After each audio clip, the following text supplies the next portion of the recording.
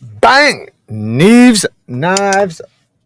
I'm Jared, and we are live, ladies and gentlemen, live on Neevesknives. My lovely wife, Kara, is coming here in 1 second. She's grabbing the coffee for us. How's everybody doing tonight?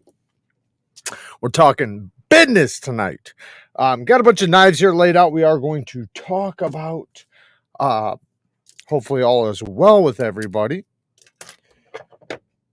Getting set up here. I am running 2 minutes late, 3 minutes late, but that's okay. Jim Q, what's up, bud? My cousin Breeze in here. That's good. I brought my boots. Good thing. I always need a good pair of boots. I've been testing out, and I'm probably going to wind up doing a video here pretty soon. I got a couple boots in, one from Rock Rooster.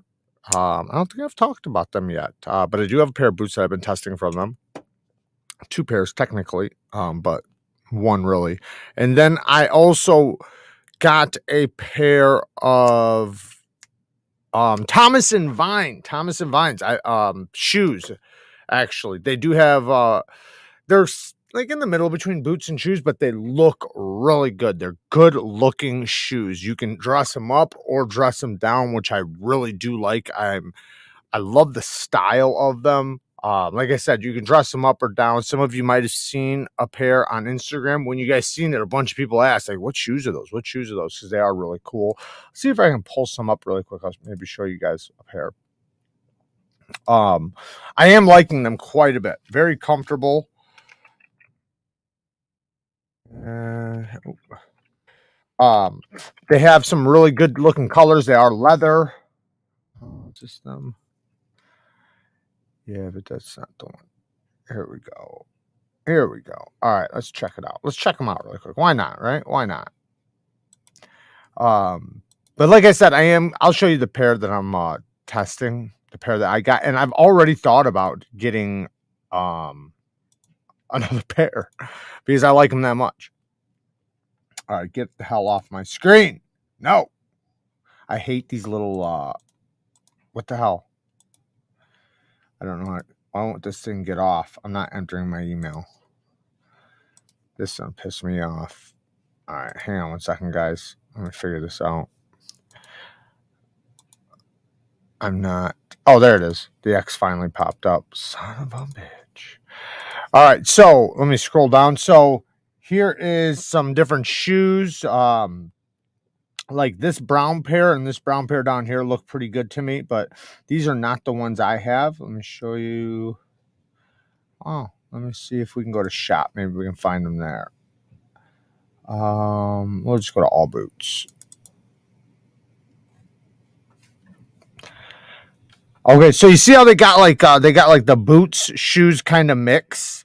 They look pretty good. Like these ones are obviously more. I have a pair similar to these altitudes over here. I don't think that those are not the ones I have, but they're similar to that.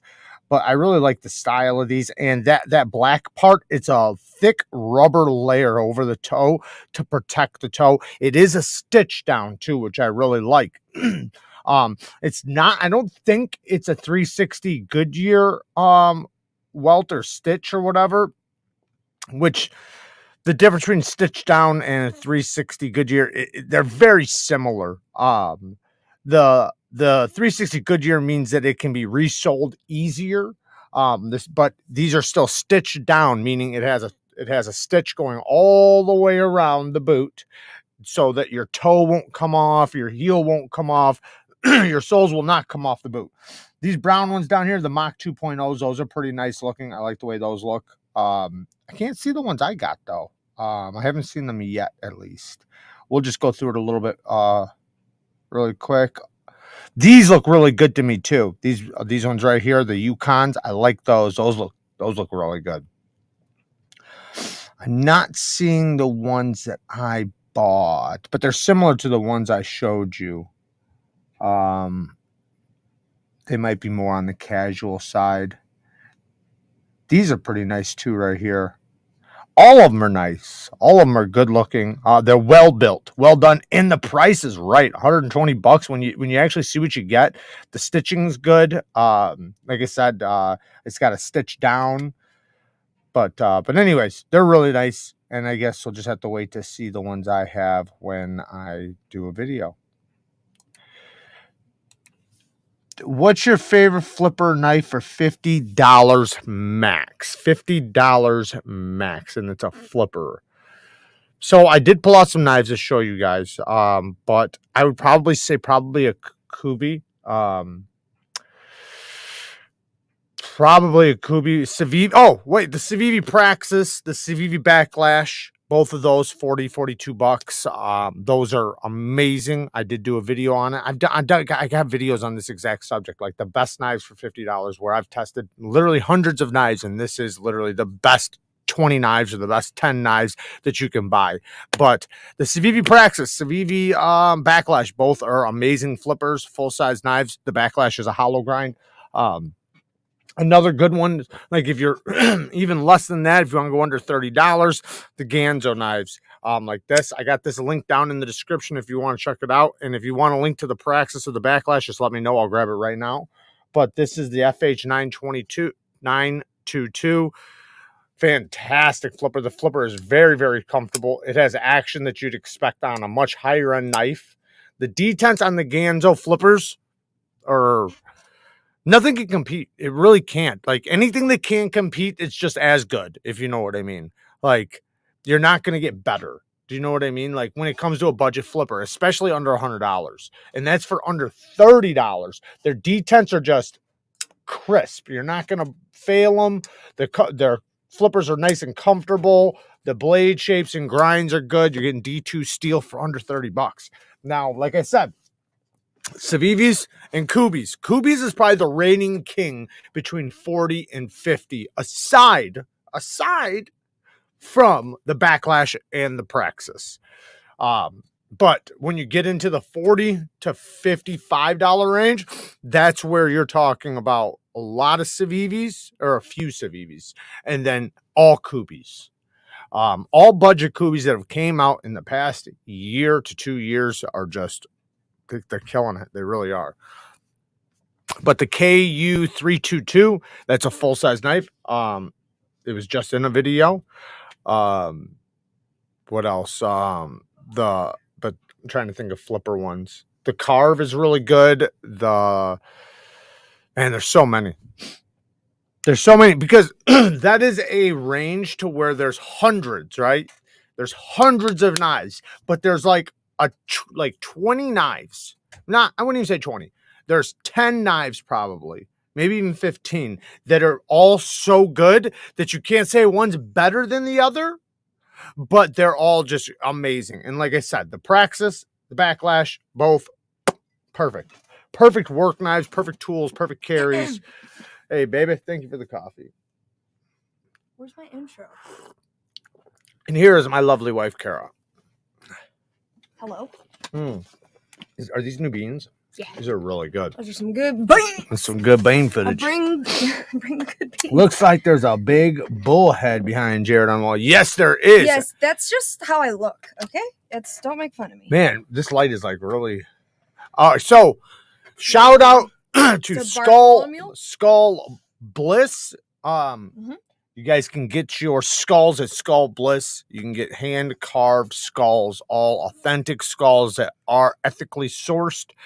And they're really cool. Are hand carved. They're bad. And they're very reasonably priced. They are. They really are. I was very impressed, and it seems like they have a pretty ongoing, like I think it's like 20% off sale. That's like constantly don't quote us on that though. I said don't quote. But they told me they typically always have some sort of sale going on. So go over there and check them out. Can you go to the site, see how many people are in here?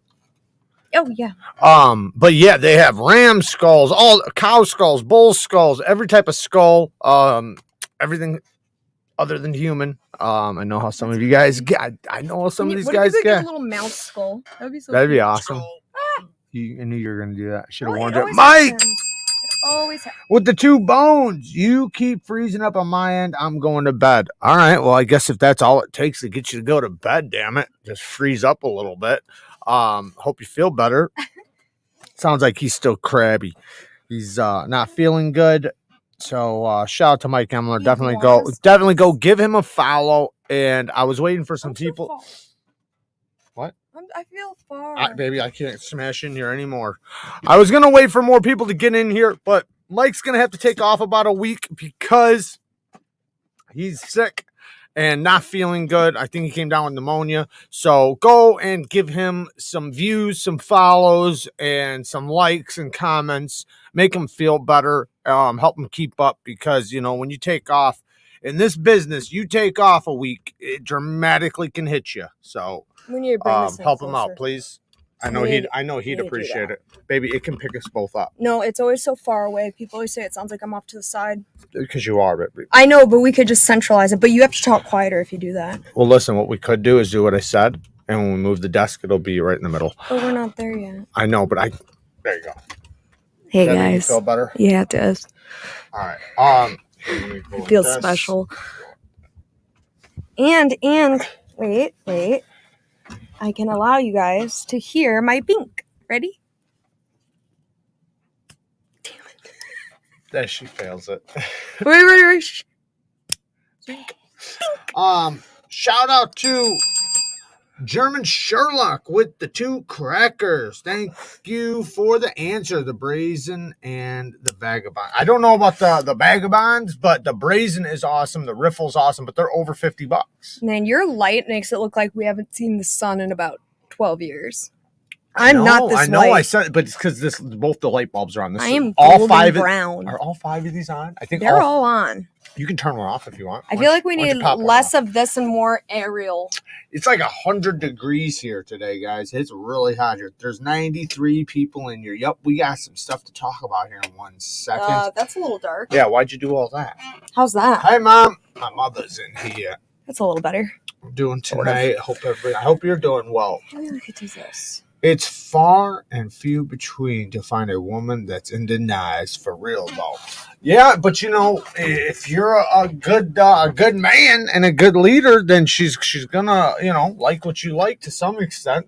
You know, as long as you're not that's better. Smashing it into her and you're not ruining your life and bills. But if you do it right, what's wrong, baby? Oh, I just smashed the F out of my finger. Okay. This came up and then I sat on my own finger.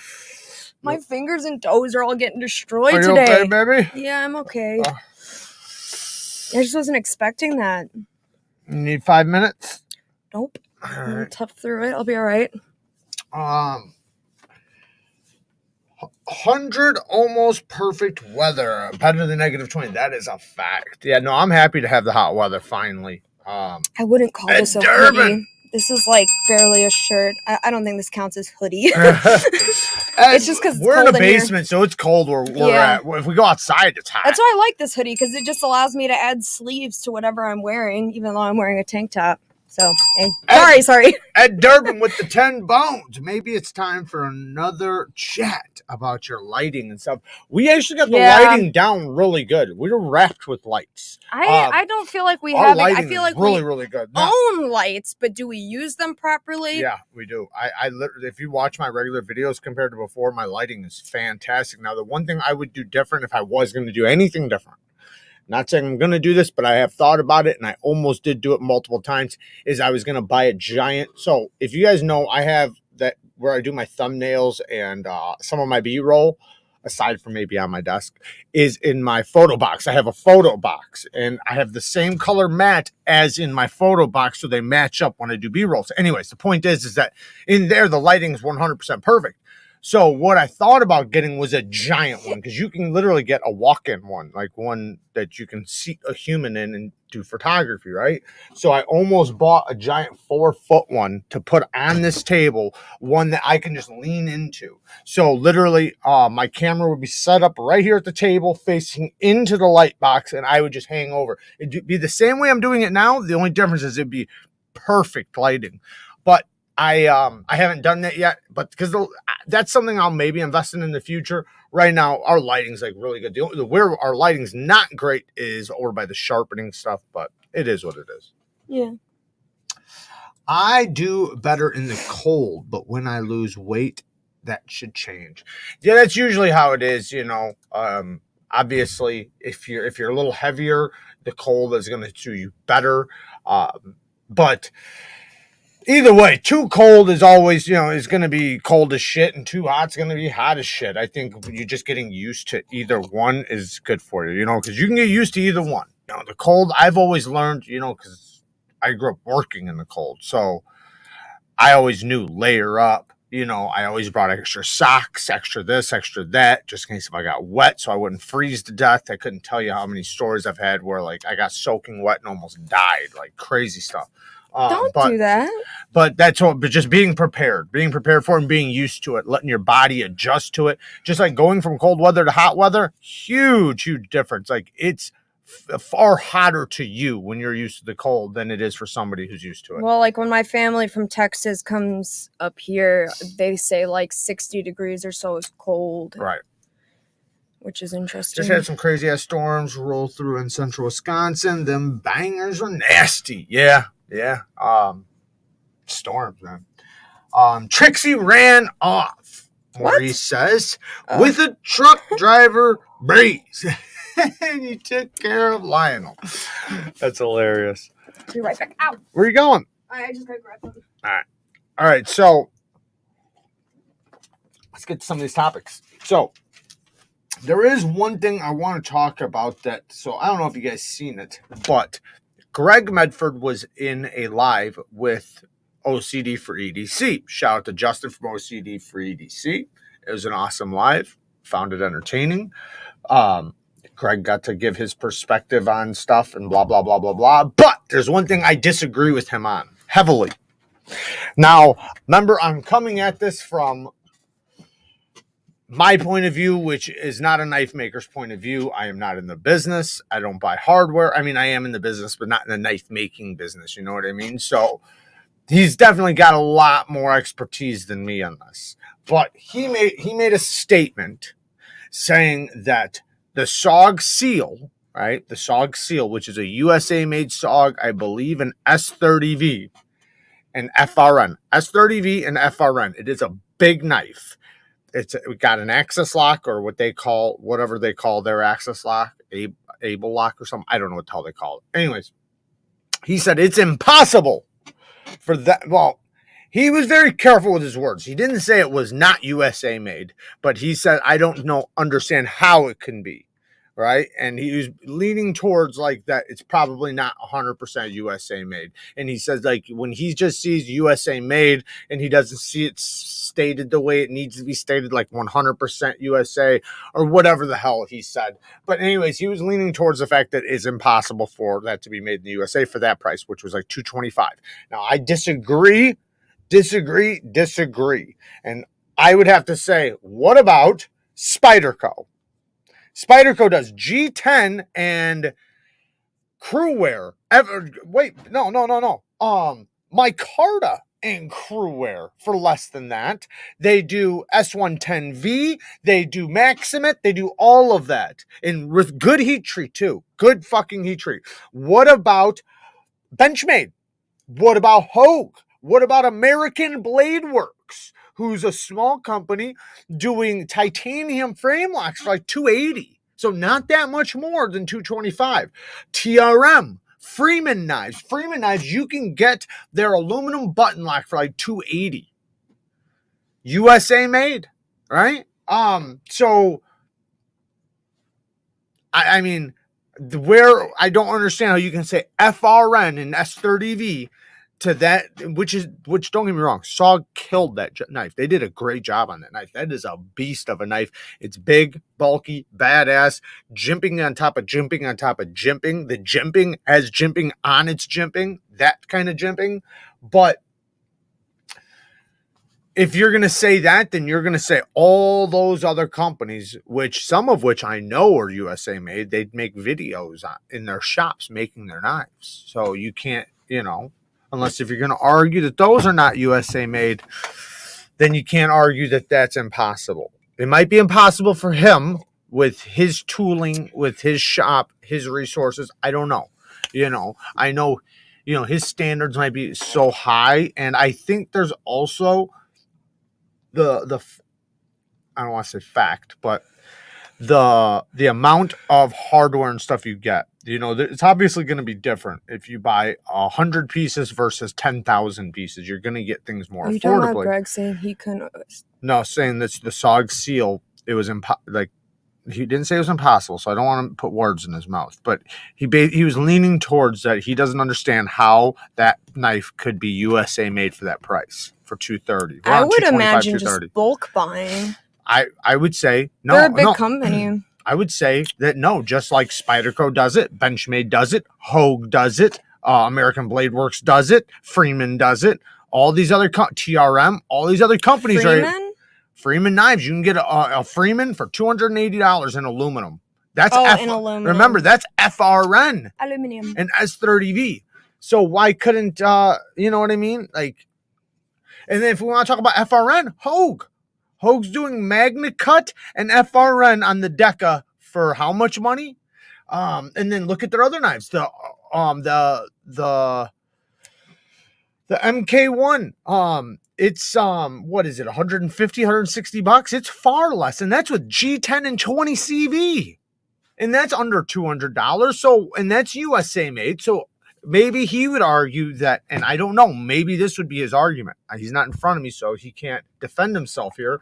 But if he was, I would think that he might say, yeah, Jerad, some of those fucking parts aren't from the USA, dummy. Like, you're not in the business. I'm telling you right now that those parts are bought from overseas and then assembled and put together here, which leads it to be USA made because it's over 51% USA made, which maybe it is. Maybe it is. I don't know. Like I said, I'm not in the business. And that might be the thing, that it's just over 51%, which gives them the ability. Now, they can't say 100% USA made, which I don't know. Does it? Maybe you guys could tell me in here. Does Benchmade, Hogue, or who else did I say? Just those two. Just Benchmade or Hogue or Spyderco say 100% USA made, or do they just say USA made? Because kind of like he said when he sees certain ways of phrasing USA made, he said he's very skeptical if it doesn't say 100% USA made, because in order to say that, for it to be 100% USA made, that you can get a lawsuit or whatever. But you can say USA made if it's like 51%. Yeah. Jerad, have you ever watched The Secret of the Skinwalker Ranch? If you haven't, you need to. It's very intriguing. And that ranch soil is so conductive that a lightning detector went off. Wow. No, I have not seen that. What does that mean? What? Hello. That what? Well, I don't understand. The soil is so conductive that a lightning detector... Wouldn't the lightning detector go off because of the lightning detector? Like static, like...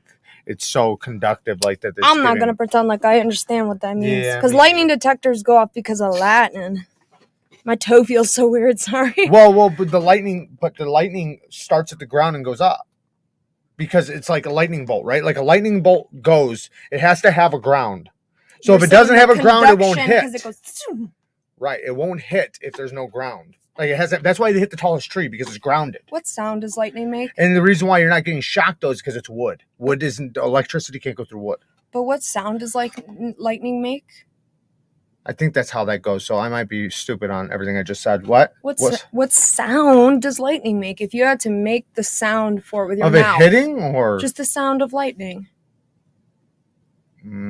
Like, what would be your sound effect? Well, like when you would it see be like in the sky and it doesn't hit nothing, it really doesn't make much noise. I'm asking, if you had to make a sound effect for lightning, what would it be? Now I'm making up the language for lightning. Yeah, like mine. Okay, I can tell you exactly. Mine would be like when I messed with a. You're taking it too serious. I just want to. When I messed with the Tesla coil, yeah, it was like that.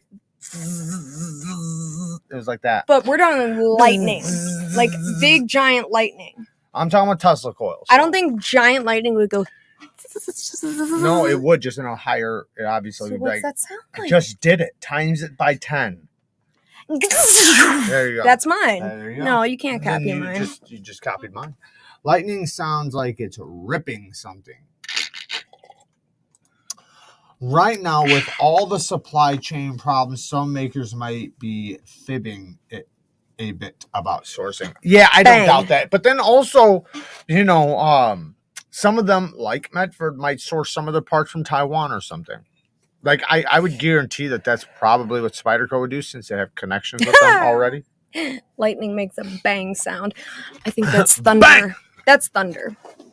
Oh yeah, somebody said crackly. Even I like Greg that. has said he has sourced things from overseas. Yeah, he sources from Taiwan. Yep. Yo, everyone's making, if he has to for hardware. Everyone's making lightning look crackly. Zip. Gigawatts. That's fun. Gigawatts. Okay, so we have 135 people in here. So I need to say that this show is sponsored by TIEGE HANLEY. And I know some of you guys are running around with dusty faces, so I want to help you guys out. We have 96% male audience, so this is perfect for you guys because this is men's skincare program where everything is easy to use. You got all the steps very easily. It even shows you exactly how much to use from each bottle. We are sponsored by them now, which is an amazing thing. We have been wanting to get a sponsor for a long time, and I think it's very important for you guys to take care of your skin. So there's different levels. You have the beginner level all the way up to, I guess, the top tier level. But I'll be honest, guys, I went to them for their sponsorship. They didn't come to me. I was already using the product. So this is a product I'm already using. I've been using it for months. I do like the product, and that's why I went to them, was because I do like the product. You know, being a guy, a lot of you guys too probably don't take care of your skin very well. And I think it's very important. You're not going to want to be... Hit that bell and read that. It has to do with your sponsor. Okay. Stasa! Thank you for the donation. My skin is flawless, so unfortunately, that will not help me. It definitely it's not for you. We knew that, though. It's not for Stasa, but for everybody else. Listen, guys, I think it's important to take care of your skin. Not only will it make you stay looking younger and getting girls, but it's also... Well, let me just touch on that. I actually was writing up the divorce papers. Oh, shit. I had them ready to go, signed and everything. And then I saw a TIEGE HANLEY box in the mail with his name on it, and I was like... It even saves marriages, guys. Yeah. It saves marriages. I was like, never mind, you know? Because I came close and I took one. Oh, man. It doesn't have much of a smell, but yeah. No. It's a smell of clean skin, and I was like, never mind. So yes, it does save marriages. It does work very well. They have AM moisturizer, PM moisturizer, a face scrub, and a face wash. You can also get the premium one, which is going to give you eye cream and a basically like a skin tightener. Really good shit. Does it get rid of wrinkles? I think the eye cream does, right? Isn't that eye cream is like for dark circles and crow's feet. I think there's some collagen boosting things in it, if I'm not mistaken. Yeah, and when you use it, like when you use the moisturizer, you want to go down your neck because you don't want a wrinkly neck compared to a nice smooth face. You don't want your face looking all nice and young and then your neck looking old. So make sure you get the whole thing. Use whatever's left over for the neck. But I do recommend it, and it's linked down in the description. Lefty said, "Shill, everyone run." Yep, shill. I'm shilling, but hey, it's not a knife company. It is a skincare program or company, and I went to them. So actually, I went to them. Actually, I did. Well, it was your idea. I just typed it. No, I'm pretty sure I had already messaged them 3 times. Had you? Mm-hmm. I didn't know about that. Mm-hmm. Well. Either way, I think it's good to reach out to your sponsors because it's more legit if you actually use the product. And this is why you need this. This is why you need TIEGE HANLEY. If you got crow's feet, everybody's going to wind up getting crow's feet. Did you read the end of that, though? What? Read the end. It's hard to... Oh, that's hilarious. Yeah, you don't read... Hilarious. You have to read the whole thing. I only read the beginning. This is a man problem, reading half sentences. What does that say? My face is on loan to Bill at the moment. Does the kit come with lotion? Shout out to Robert with the 5 bones. Does the kit come with lotion? It does come with lotion. It does come with AM lotion and PM lotion. And then, like I said, you can get, depending on which one you get, the bottom tier gets you the face wash, the scrub, which you can use a couple days a week, and then the AM and PM moisturizer. You can get it set up where if you use a subscription, right? If you sign up for a subscription, then it does help us out, and it's you can get 30% off right now and a free gift. And a free gift if you sign up right now. Also, Also, you can pause or end whenever you want. So if you have too much and you don't need another month's worth right off the bat, you can pause it or you can stop it. So there's no risk, really, guys. I do recommend it. I like it. I've been using it now for 6 months, 5 or 6 months. I'm not gonna lie, I even used it a couple times. It's pretty good. Yeah. No, it's decent. I genuinely think that men's skincare isn't pushed too much, and I think a lot of people hear skincare and think it's like for women, but you know what? I don't think so. I disagree with that. Yeah. And I on a very, very genuine note, what I will say is that like taking care of yourself is what makes you an attractive man. I mean this genuinely, not in a joking way. If you don't give a shit about the way you look, don't care about, you know, how you smell, all that kind of stuff, like you might find a woman, but you might have found a better one if you didn't look like, if you didn't not take care of yourself.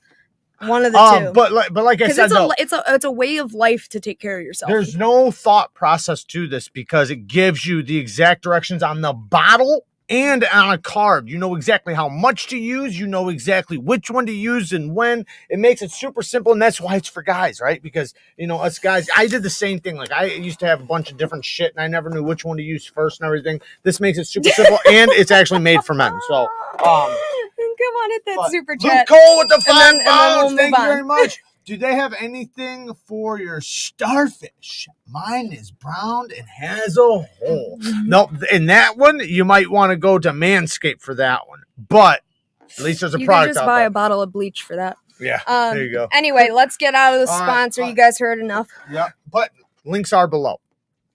All right, hell yeah, you two are quite refreshing to hear. There's nothing wrong with the guy taking care of themselves. No, there's not, and I think it needs to be pushed a little bit more. And what would be the word or phrase for being okay with it?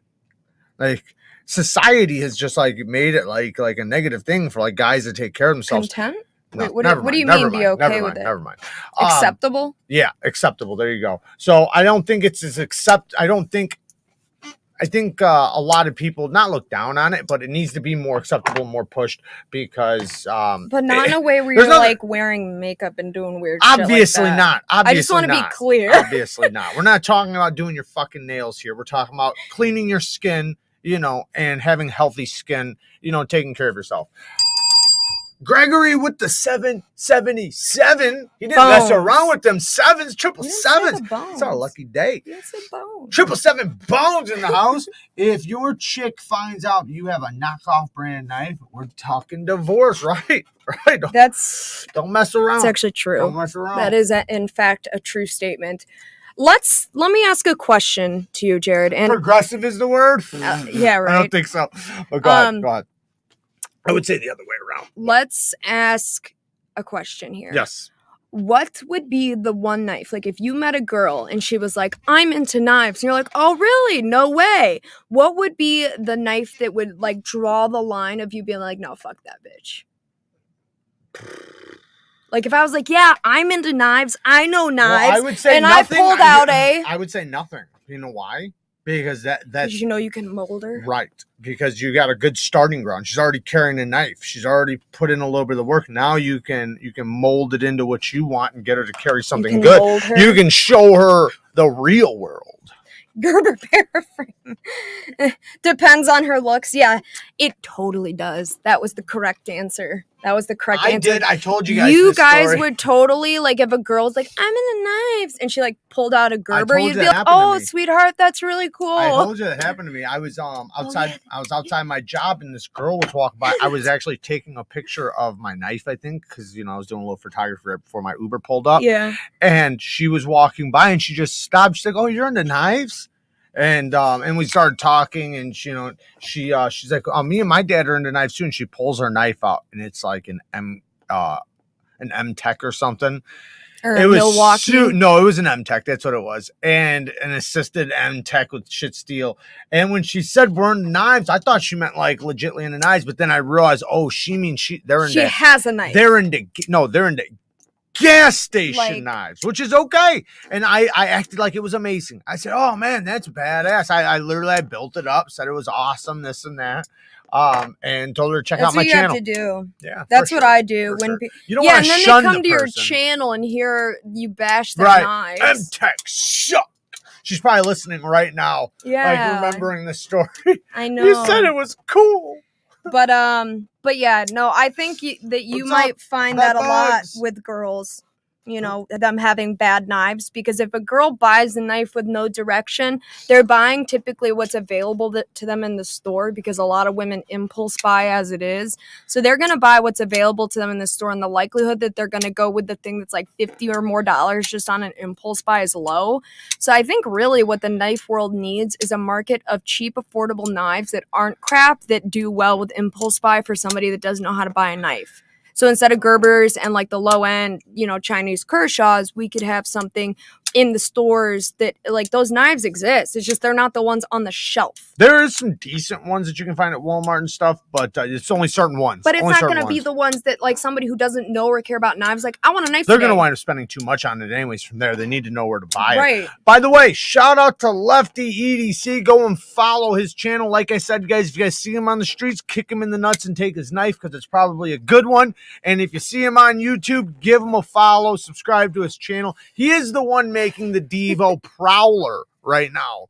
And the Prowler is an awesome knife. It's pretty legit. I'm loving the Prowler. For some reason, he thinks it's named Growler. Does he but make one it with is a left-handed Prowler. version? No, he's a lefty that doesn't make left-handed knives. You're a hypocrite. Gregory with the 10 bones. Can I see it? Gas station Yes. knife, dude. Crap when they see the Halo 6. What's takes the their Halo 6? soul. It's an OTF. Oh, I thought it was a video game. They make the Halo knife. I've never had one, so I'm not going to speak on it. Me either. Prowlers on every Walmart shelf. There you go. This is actually a really legit knife. With the Lefty EDC discount code.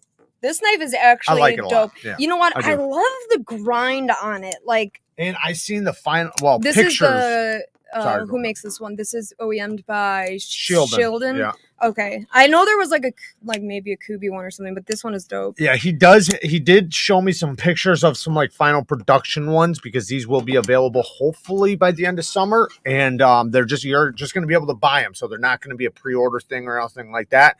And they look really sweet. He had some fat carbon fiber versions, and they were pretty dope. Go ahead. Bow right in the kisser. My Walmart sells around $50 CRKTs, which aren't bad, and they sell Leatherman multi-tools. What's so up, I like their Bama? Kershaws. Their Kershaws are pretty good, but their Kershaws are always like $20 more than what you can get them on Amazon. Stasa with another 5 bones. You know what I've always not liked? Wait, Sorry, go that ahead. dude Lefty designs knives. I know. Right. You know what always bothers me when I see someone open a knife like this? What? I just don't like it. Oh, I thought you were gonna tell me why. No, I don't like when people are like, check it out. I don't know. I just do don't that like sometimes. It's called the Spidey drop. Oh, you do? Well, in my videos. I didn't know that about you. I know. Well, I stopped ever since I found out you didn't like it. Yeah. With the 2 bones, Duty's Dagger and Iron. I'd love a channel shout out, dude. I love you both. Well, shout out to Duty's Dagger Thank and you. Iron. Definitely go and check out his channel. Halo I have 2, not 3, yet, 5. but I can't remember if, man, I check out so many channels, but maybe I need to. Definitely go and check it out. I'll check it out after we're done with this. This thing is very effing smooth. Seriously. He designs them backwards. Oh! You It okay? almost bit me. Yeah, it'll bite you. It's a biter. It's Lefty sharp. likes him to bite a little bit. I remember a while back he's like, I wanted to cut my finger off. I wanted to come down hard enough to cut my finger off. Then there was another The video. It's like, it straight comes down a guillotine. little too hard. No, this is pretty legit. It is. And it is very, very smooth. And, Shieldin, I want to say they kind of showed off because hitting they all did a these great supers? job. I'm hitting. Yes, I am. Sorry. Yes, I am. Robert Oak with the 2 bones. Yes, he definitely does do them right. He's been doing a really good job with his designs for sure. He's got something going for him. So I think he's definitely found a nice little corner for himself. And I think it's only the beginning. I think we're going to see a lot of amazing things. You know, you got to understand, like, he's just started for the most part. And, you know, the longer he's in it, I'm sure it's just going to get better and better and better and better. And to start off how great he has from the start, that, you know, you can see where it's going to wind up. Gregory, let me read this really quick. With the 10 bones, Spidey drop is cool. Unless everyone's wearing flip-flops. We said that at the same time. Can you go up one? That is true, though. Dogging out the flip-flop. Blade Show almost got my toe cut off like 3 different times. So I feel that. Yeah, answer that. What company should I get? I haven't bought knives in 7 years. I'm looking at a safe option of Spyderco, but Kaiser or Wee knives are looking good for the price. All 3 of those are good. I would say, you know, you do get what you pay for. Like with Kaiser, don't go for their bottom knives. You know, go for something more mid-grade. Kaiser's great though.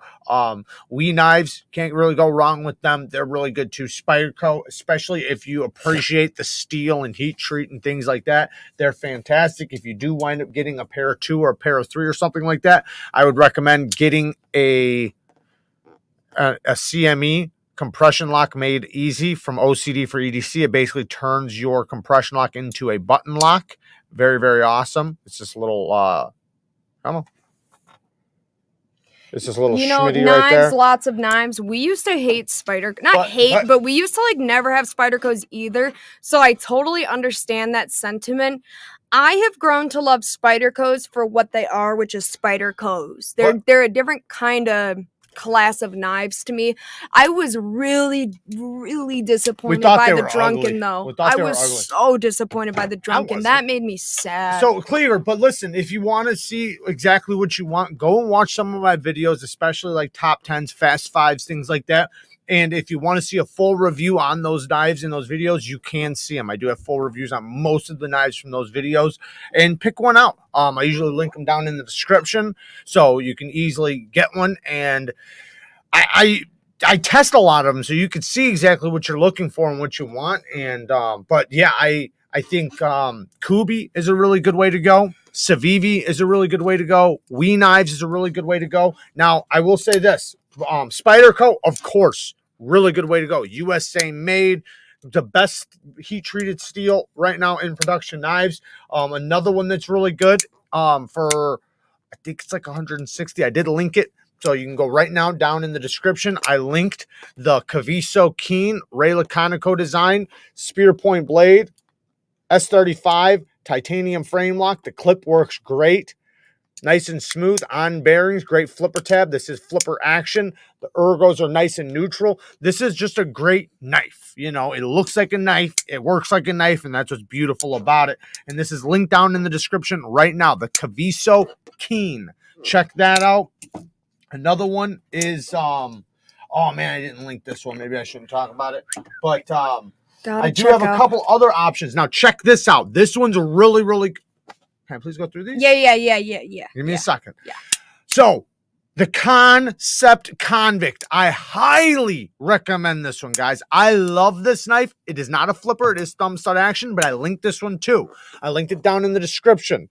It has a badass name, and the blade shape is so good for EDC. Super comfortable. It's not a deep carry clip, so the clip is very comfortable in the hand, but the clip works great in and out of the pocket. I do have a full review on the first version of this, and my camera won't focus on. Oh, I'm sorry. Don't hide. Yeah, there you go. It's my ugly face. But it's very smooth. The second version, which is the double thumb stud version, is the better way to go because the first one had a disc. And then I got a couple other knives like the Wee BANTER. Super simple, very simple knife. It's not very expensive, just a little over $100. S35 VN, full 4-finger grip, deep carry clip. Comes in a lot of different options. But yeah, this is another good one. It's just a super simple knife, and that's what's good about it. It's a great knife. Now, if you're on a tight budget, like I said, the GANZO's linked down there too for $25, under $30. Fantastic flipper. All right, just really quickly. Hello, Kelly, Easton, and Fisher. They are there with Bama. He said he's checking out for a minute. But he said to say hello. So hello, guys. What is up? Thank you for being here. Yeah, thank you. Talkin with the 2 bones. I purchased that black wash ZT0640. Nice. That's one thing, man. I'm wondering what's going on with ZT. They didn't do anything new this year. I'm kind of curious what they got, in the future going on, because they're not saying, at least from my perspective, I haven't seen them say anything. I haven't seen them announce anything. You want to read this one? Kara, not to sound gay. Why would this be gay? Not to sound gay or anything, but I'm digging the hair. Gay. Also, Kara, you see the new Kaiser Towser S. It looks like Butters. They did not steal Butters' design.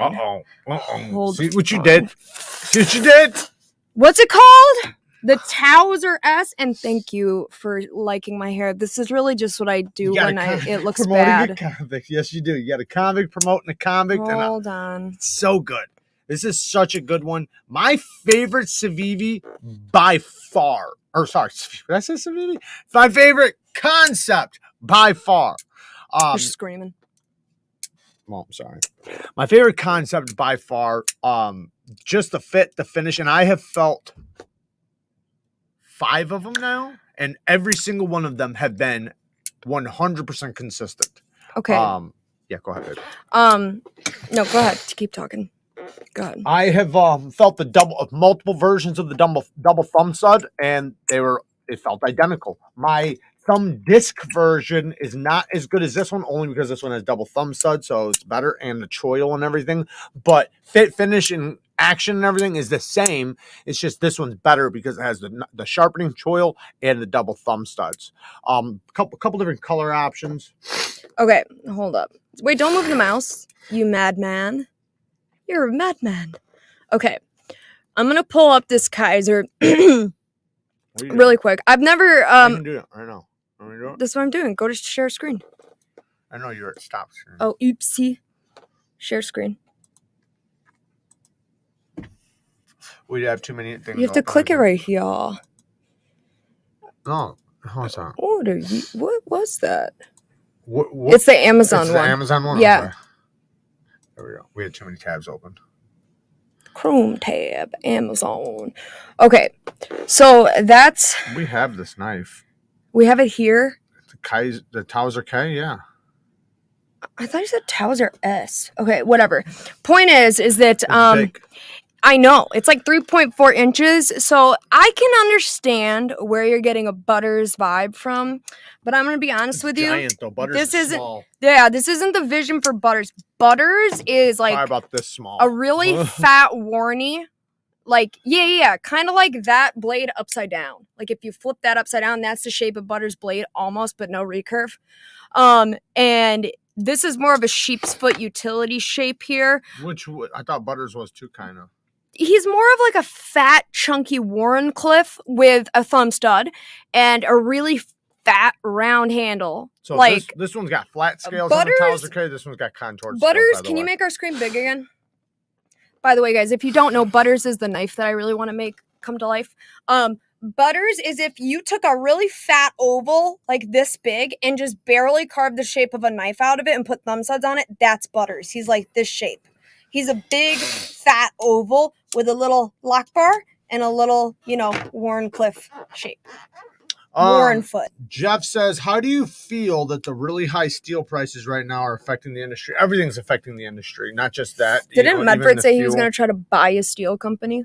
I don't know, man. No, he did. Okay. He said he was going to try to buy an American steel company so that he could sell all the steels back to U.S. makers so that if, shit goes down, that, we can stay afloat. Yeah. Well, that's pretty cool. I say, of course, everything is the up. Towser, of course, I don't like it, but, I can't find the Towser S. Idiots. I mean, what do you expect? I couldn't find the Towser S. Hold on. The concept is that concept is not yeah, I know. I do stuff like that all the time. It happens when you own or see hundreds of knives daily. Absolutely. I literally can't find this knife. I went to buy the tack rate. You showed the knives. Yeah, they sold out quick. I didn't know they were. I got it in my pocket right now. It is dope, and it'll probably be back in stock pretty quick. These companies normally restock very fast, so I expect probably within 30 to 60 days it'll be back. Probably even less than that, because we don't know. They could have already been prepared to restock them, but just keep an eye on the link. I will say I'm liking it a lot. I've already used it. It slices really good. What I really like about it, and I'm not trying to make you feel bad because you weren't able to get it. I'm sorry you weren't able to get it, but it will be back in stock and the link will work, or I'll put it back up. But because you can get up real tight to that blade like that and that edge, when you're cutting, you can just repeat the cut over and over and over, and you never catch it on anything. It's so easy to do repeat cuts, and then like cutting fruit and things like that, it works so good. Similar to like a chef knife or something, where you have a nice little handle, but this isn't like a little handle where it's uncomfortable, but it's smaller than this big broad blade that is a full flat grind that gets down nice and thin. It works like a champ, guys. Utility cuts are great. The action is great. The detent is great. Yeah, it's an awesome knife. I like it a lot, quite a bit, and the clip does work good. What would you say is your go-to angle grind? 17 degrees. 17 degrees, I think, is a great balance between toughness and keenness, sharpness, cutting performance, and edge retention. 15 degrees is my favorite, especially on certain knives, but it doesn't do good on certain knives too, because it's such a low angle that it sometimes won't look right, because the proportions might look a little bit big, and you want to make it look right. But like on Spydercos, it's 15 degrees every time. If it's a Spyderco, it's 15 degrees. On most of my knives, it's between 15 and 17, but 17 is a great balance for me to recommend to people, because with 15 degrees, in some cases, you got to make sure you're not doing dumb stuff. If you're hitting staples and things like that, remember, you're going to lose toughness with 15 degrees, but your cutting performance and edge retention, sharpness, keenness, all that's going to go up. So if you want that razor sharp, keenest, cleanest cutting performance, 15 degrees. And it's not like it's fragile, but it's not as tough as a higher angle. 17 degrees is a nice, good balance, though. I don't see anything too buttersy from the Kaiser table from Blade Show. I don't know which one is the Towser's S, but I looked at Towser K. No, Towser S is from Blade Show. It's spelled differently. TOWSER. Oh, we didn't get to do Kaiser. Oh, yeah. Which we almost did. Which is effed up because they're like my favorite. But anyway, I just looked at Beeze's video, and man, if Breeze started a knife channel called Breeze Blades, oh man, that would be some fucking bees up. Fierce competition. Anyway, yeah, I mean, I saw some that are kind of buttersy, but you have to understand how thick Butters is. Like, he is thick. Nobody wants it thick. No. Kirk Emerson with the 5 bones. $200, burning a hole in the pocket. Your best opinion for $200, give or take 20. I would say Spyderco PM2, Spyderco Para 3. Just because you're getting the best performing steel, the best heat treated steel, you're going to actually be able to get crew wear, whatever steel. They have so many different steel options, but they are the blade shape. Like, it might be ugly, right? But the lock is a very reliable lock. It's a lock that holds up over time. It's a lock that's easy to manipulate, especially if you get the CME from OCD for EDC. Also, the blade shape is so good for EDC. This is a great blade shape. Utility cuts are like the best with the Spyderco blade shape. The Spyderco, even the Mannix, another one, the Mannix, Spyderco Mannix, one of my most recommended knives ever, because this is a super strong locking system. Super, super strong. It has a ball on top of a spring that goes up into the tang of the blade. Very, very smooth. And the ergos are really good. This is a blade shape. It's just so good. Utility cuts, slicing, push cuts, full flat grind, 130,000 thick blade stock. You can lay back the angle to 15 degrees per side. You can get nice and tight to the edge. Hang on. It's a really, really good knife for that price. Yes. Good night, Mr. Particular, and thank you if you do decide to purchase the product. That means a lot to us. Oh, thank you. Yeah, absolutely. Devo Stout pre-order. Still have a few left. There you go. Thank you, Robert, with the 2 bones. I appreciate it, man. My heart is not for sale, unfortunately. Sorry about that. That's funny. What? Spidey drop is like shooting a handgun with the homeboy night sights. Thoughts on Emerson? So I like Emerson. I don't think there's anything wrong with Emerson. They're rougher on the edges on purpose. They're not supposed to be the best fit and finish or the most beautiful. They are a tool, and they're not anything else, right? They are a functioning, tough tool, and I respect it. It's a knife you can throw around. It's a knife you can hard use. It's a knife you can be tough on and not worry about. You're not worried about, people might be, but for the most part, if you're buying it to use, you're not going to worry about scratching it. You're not going to worry about using it. You're not going to be worried about chucking it on a table or something. It's something you can be a little tough on that's going to last a long time. What I think about Asher knives is they are great. They're good, but for me personally, they're a little bit forgettable. Like, I guess what I'm trying to say is that, and that's a strong word, because if the knife you're looking for is that knife, you're going to get it and you're going to like it. And also, the owner himself of the company is incredibly awesome and helpful if you did have a problem, in our experience. So really good company. But for me personally, I go for a particular style and look of knives, and like if you're somebody who really likes the Elementum or like those really classic, simple EDC knives, moderate size, bug out, things like that, then yeah, I think an Asher knife is a really good option. I like them. And I do like them as well. It's just like, for me, I'm going to be more likely to, go for something like this, like something with a little, not like flair, but just like a little bit unique. Like if I'm spending money on a knife, I do want it to be something special every time I buy one. There is those few that I own that like are just for work, and it is what it is. I just want a downward facing tip and not crappy material, and I'm good to go. But yeah, I don't know why. For me, I like him. I like him quite a bit. I like that he's using a new OEM now, and they're even getting better. I do want to try a full production version of the new one that's coming out. I want to try everyone. Yeah, everyone I'd like that comes to try out, a newer one. Everyone that comes out, I want to try. I do like them quite a bit. I think they're great for somebody who needs a knife as a tool, because that's what they're made for, and they're really affordable for what you're getting. Yes, I do agree with all What's of up, that. Knife Sergeant? Salute to Knife Sergeant. Definitely go and follow his content. Sticker? I'm doing it right now. Just make sure. Make sure. Joe Savant with the 5 bones. Thank you, brother. I appreciate it, man. You can't go wrong with anything from Emerson. I have 8 and we'll get more. I almost bought one at the show. I was really close to getting an A100, but I did not. But yeah, I almost got one. That's one that I don't have in the collection. I have a Kershaw version, but it sucks.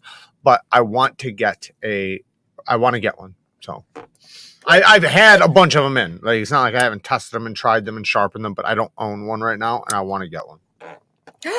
Johnny Quesada, got your last name right. I have been waiting and waiting and waiting. I've been waiting for you to come in here. For you to comment, just so I could say your last name right. I can't open this. Bang. I was trying to open it like that way. Everyday Dad had some killer stuff at Blade Show. Absolutely, he did. Yes, he did. Kara wound up getting a knife. He's got some cool stuff coming. I want to try his camp knife. That one that's broader. I want to try. It's like a sheep's foot. I really want to try that one. Gamer. All right, Game Geek. I'm so Game sorry. Geek. Game Geek with the 20 bones. Thank you, man. I appreciate it. Bought the Tech Ray yesterday. Nice. So you were one of the ones that got one. A bunch of people tried and they couldn't. Sold out. Right after your video before they're sold out. Thank you for the great video. By the way, Kara's looking amazing. Oh, I appreciate that. Somebody for sure. called you hot before too, so don't feel left out. Hey. Shout out to TIEGE HANLEY. You like that? That was good. Thank you for the 20 bones. And yeah, man, dude, it's such a good knife, man. It's such a good knife. Very well built. The one complaint I have is I wish the lock bar had a little bit better cutout. It's not horrible, but I can tell if my hands are wet, it will be slippery. Yeah, for sure. And what I can totally do is agree. I would get it like this instead if it's going to do that. So what I might do is I might take my Dremel and just go just a little bit on the show side.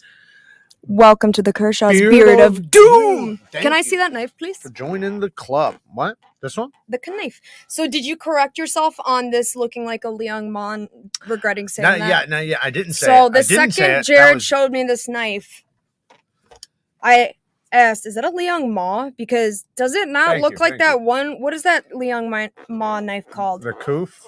The Koof? Yeah. Kitchen Sounds utility. inappropriate. Kitchen utility folder. Oh, okay. Koof. Just sounds weird. Or cuff. You can call it the cuff. I like that better. Okay. But cuff. anyway, it looks like that because there's not a lot of folders that have this steep of like a thing here where the knife sits like a kitchen knife. Like it sits down below the handle like that.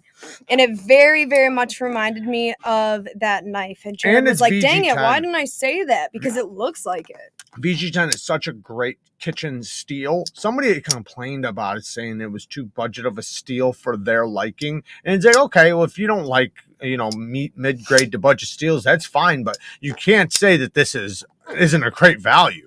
For what you're getting, the geometry, the cutting performance, the blade shape, the grind, the titanium for $80, around $80 for VG10 and titanium. That's great. And VG10 is perfectly acceptable for most people. That's all it costs? Yes. And that, like I said, it's perfectly acceptable for most people. Was like it's going to be easy to sharpen. VG10 is relatively easy for companies to heat treat. That's why another reason why you see it on a lot of kitchen. It is a Japanese steel too, but it's easier for them to heat treat, so it's usually not going to be a shit heat treat when you get them. Not saying it can't be, but I'm saying usually for the most part, you're not going to usually see VG10 done shitty like some steels. Stasa with another 5 bones. Stasa's killing it tonight. Shout out to Stasa23. You guys better be subbed to his channel. Best dude in the community. Love him to death, and we seen him at Blade Show, had a great time, and we are going to be hanging out with him again here soon. Well, next Blade Show. 324 days. 324 days. I think. Testing the cold steel Engage.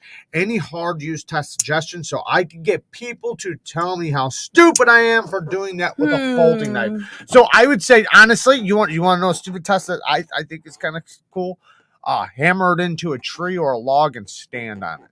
I know it'll hold your weight. I know it'll hold, I'm sorry, like put it halfway through a log and stand on the handle and the blade. Knock it in, hammer it in, mallet it in to a tree or a log, and then stand on the spine.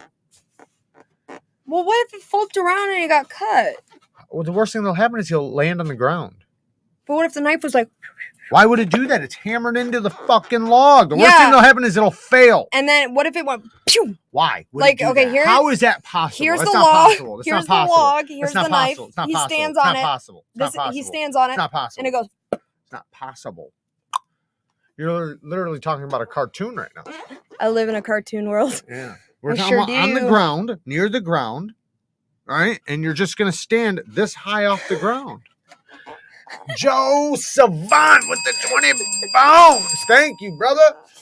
I do appreciate, man. Thank you guys for all these donations. You guys are the ones that make this happen. I do appreciate it. Thank you guys so much. But really quick though, I think a genuine good test though is I like when people do the one where they put the knife into the log and they hammer down the tip to try to split the log. Batoning. Yes. Okay. Kirk Emerson with another 5 bones. Kara, not to sound like a lesbian. Lesbian. But like the hair and cleavage. Like the hair and cleavage look. Oh, wait. I'm a dude, but I might be a chick tomorrow. Well, today's day and age, I'm not putting nothing past you, Mr. Emerson. Why are you going to turn into a chick tomorrow? I'm concerned for you. Don't do that. Yes, it is. Somebody else asked me that too. Thank you. Somebody else asked me that same thing and said they contacted them because they looked on a bunch of sites. One said G10, one said FRN. He said they contacted them. They told them G10. Mine is 100% G10. 100%. Hundo P? Yes. Where is it? It is right in there. I think it's right on top. I am thinking about replacing my spring or stretching it to see if my D10 can get a little stronger. These? No. What knife? I didn't The Engage, the cold steel Engage. The new cold steel. This giant one?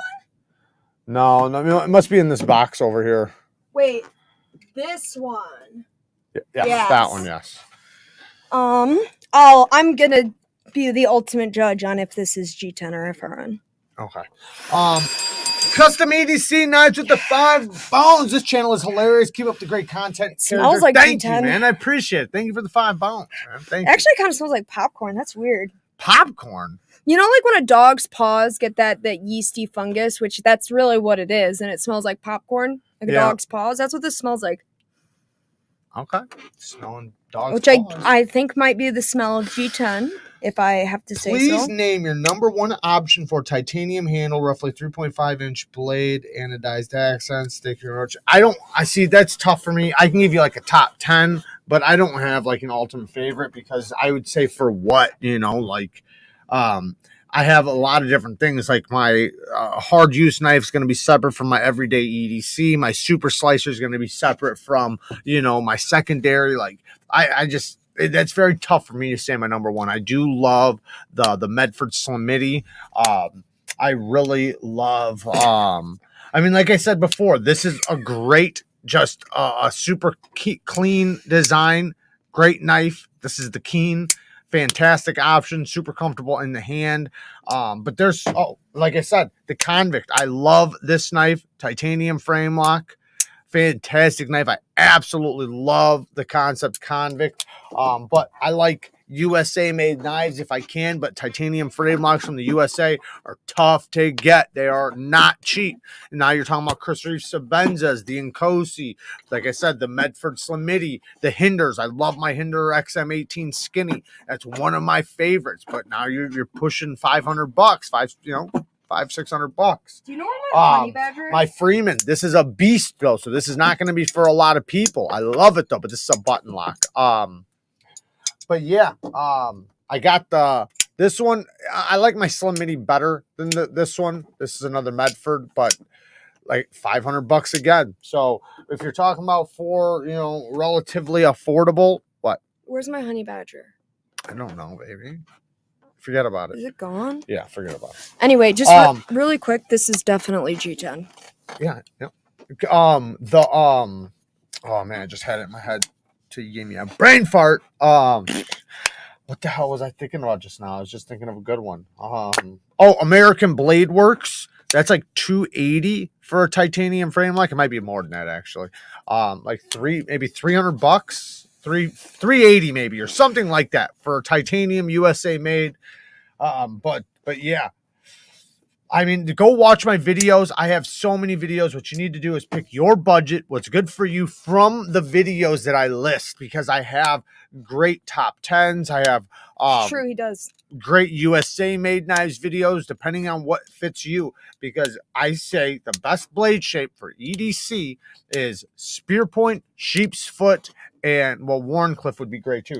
But something with a downward facing tip or lower facing tip. So nothing higher than this. This is a spear point.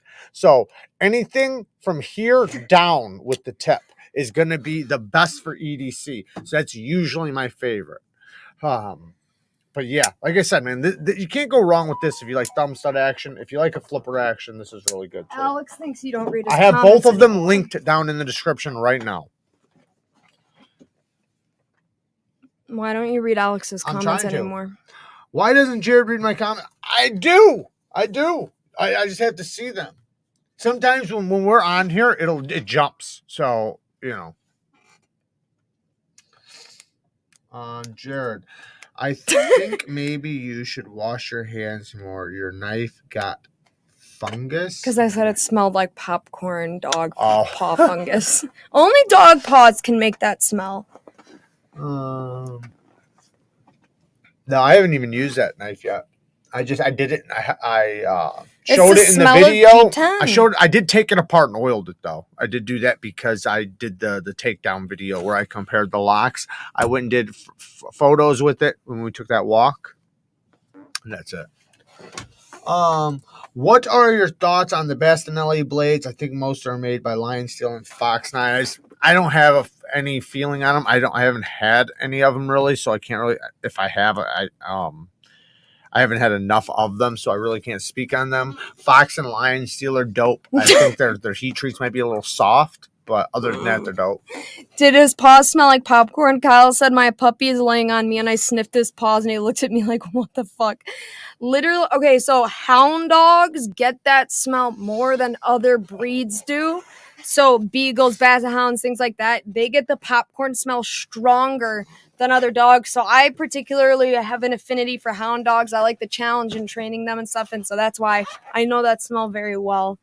And also the Cold Steel Tough is a little too intense to be Butters. Cold Steel Tough is like a half circle shape, like this. Meep. Kara, have you seen the Cold Steel Tough? That's what I'm answering. Oh, okay. And then somebody said, is a Microtech $500 Microtech worth it?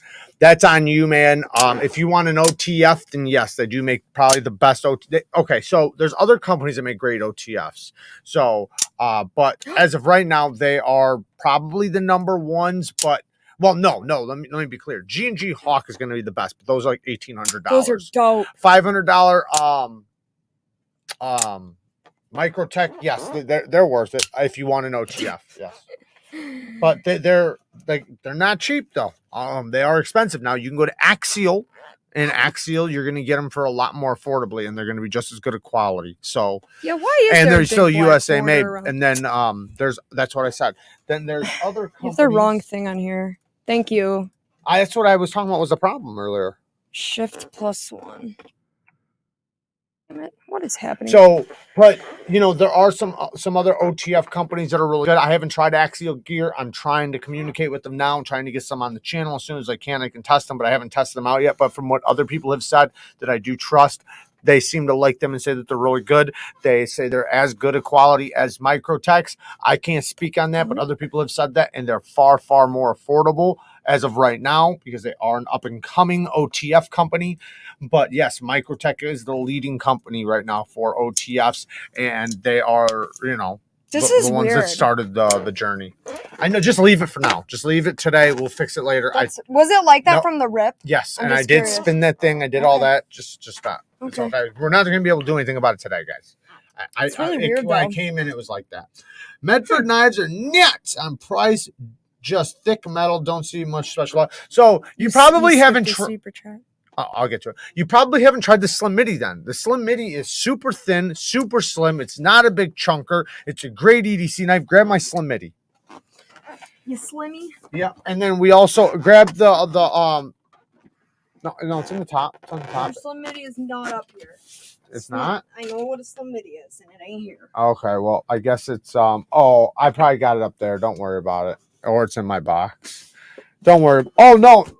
Wait. Check this thing right here. The pouch right there. The leather pouch. No. Just grab it. Oh, this. Do I have it in here? Yes, I do. So this is super slim. Thin blade stock, thin grind, hollow ground blade, very thin, lightweight. This is awesome. I love the Slim Midi. So but yes, most of their knives are thick, chunky sons of bitches.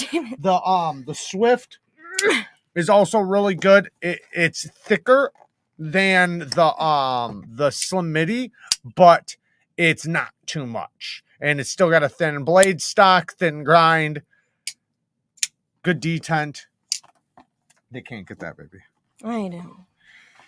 Look at him. Okay, this handle is very Butters-like. The handle, but not the blade.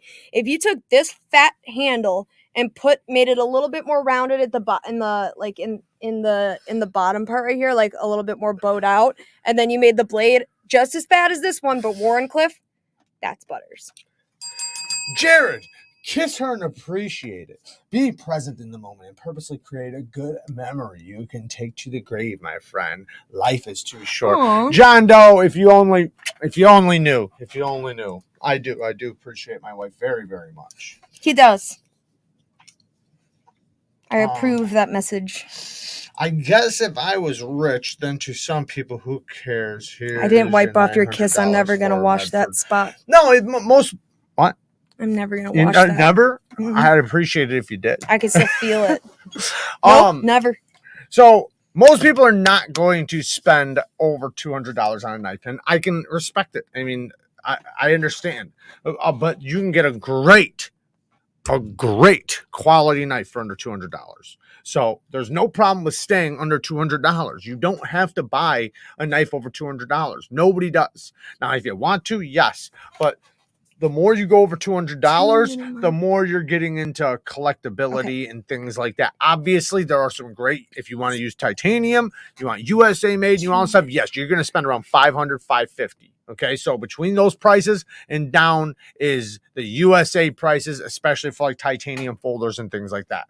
But you don't have to do that. Now, if you don't mind not having titanium and you want just G10 with great steel, Spyderco, Benchmade, Hogue, fantastic prices. I have that knife. It's not Butters. I know it's not out yet. I have it. It is not Butters.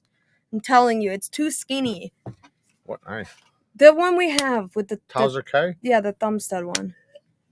The weird. That's a big knife, guys. She's talking about something small, like that knife at 2 minute on Bees Blades Kaiser Blade Show. I have it here right now. Here's the nurse. I did link this down in the description. The price did go back up because if you guys bought it with my link before, it was on sale, but now it's back to $205 or something. But titanium S35VN, great smooth action. The detent is great. I do think the flipper tab might be a little bit big. GAVKO nurse, yep. And like I said, linked in the description. All GAVKO knives are named after sharks. Can you make it clear? That's driving me. There you go. There you go. It's clear. But great little knife, but the flipper tab is a little large. It is easy to remove, though. It's easy to remove. I know. Really. I would love to have a customer. Okay, so the Demco, the Demco 3V, that's the new one, right? That newer Demco, the Demco 3V. Oh, the 80-20.5? Yeah. Isn't that one that Bama got at the? Yes. Okay, I really actually like that knife. Those are not typically my. What, that? Ow, I don't know. My shoulder revolted against me. This? Oh, baby, yes. Oh, that's not what I was thinking of. But nonetheless, this knife is dope, actually. The shark lock, right? Yeah. See, I got confused. What's the other one with the similar lock? That was the other one we just had out, right? Yeah. Okay. No, this thing is actually pretty dope. This knife is kind of what I wish Spyderco was, if that makes sense.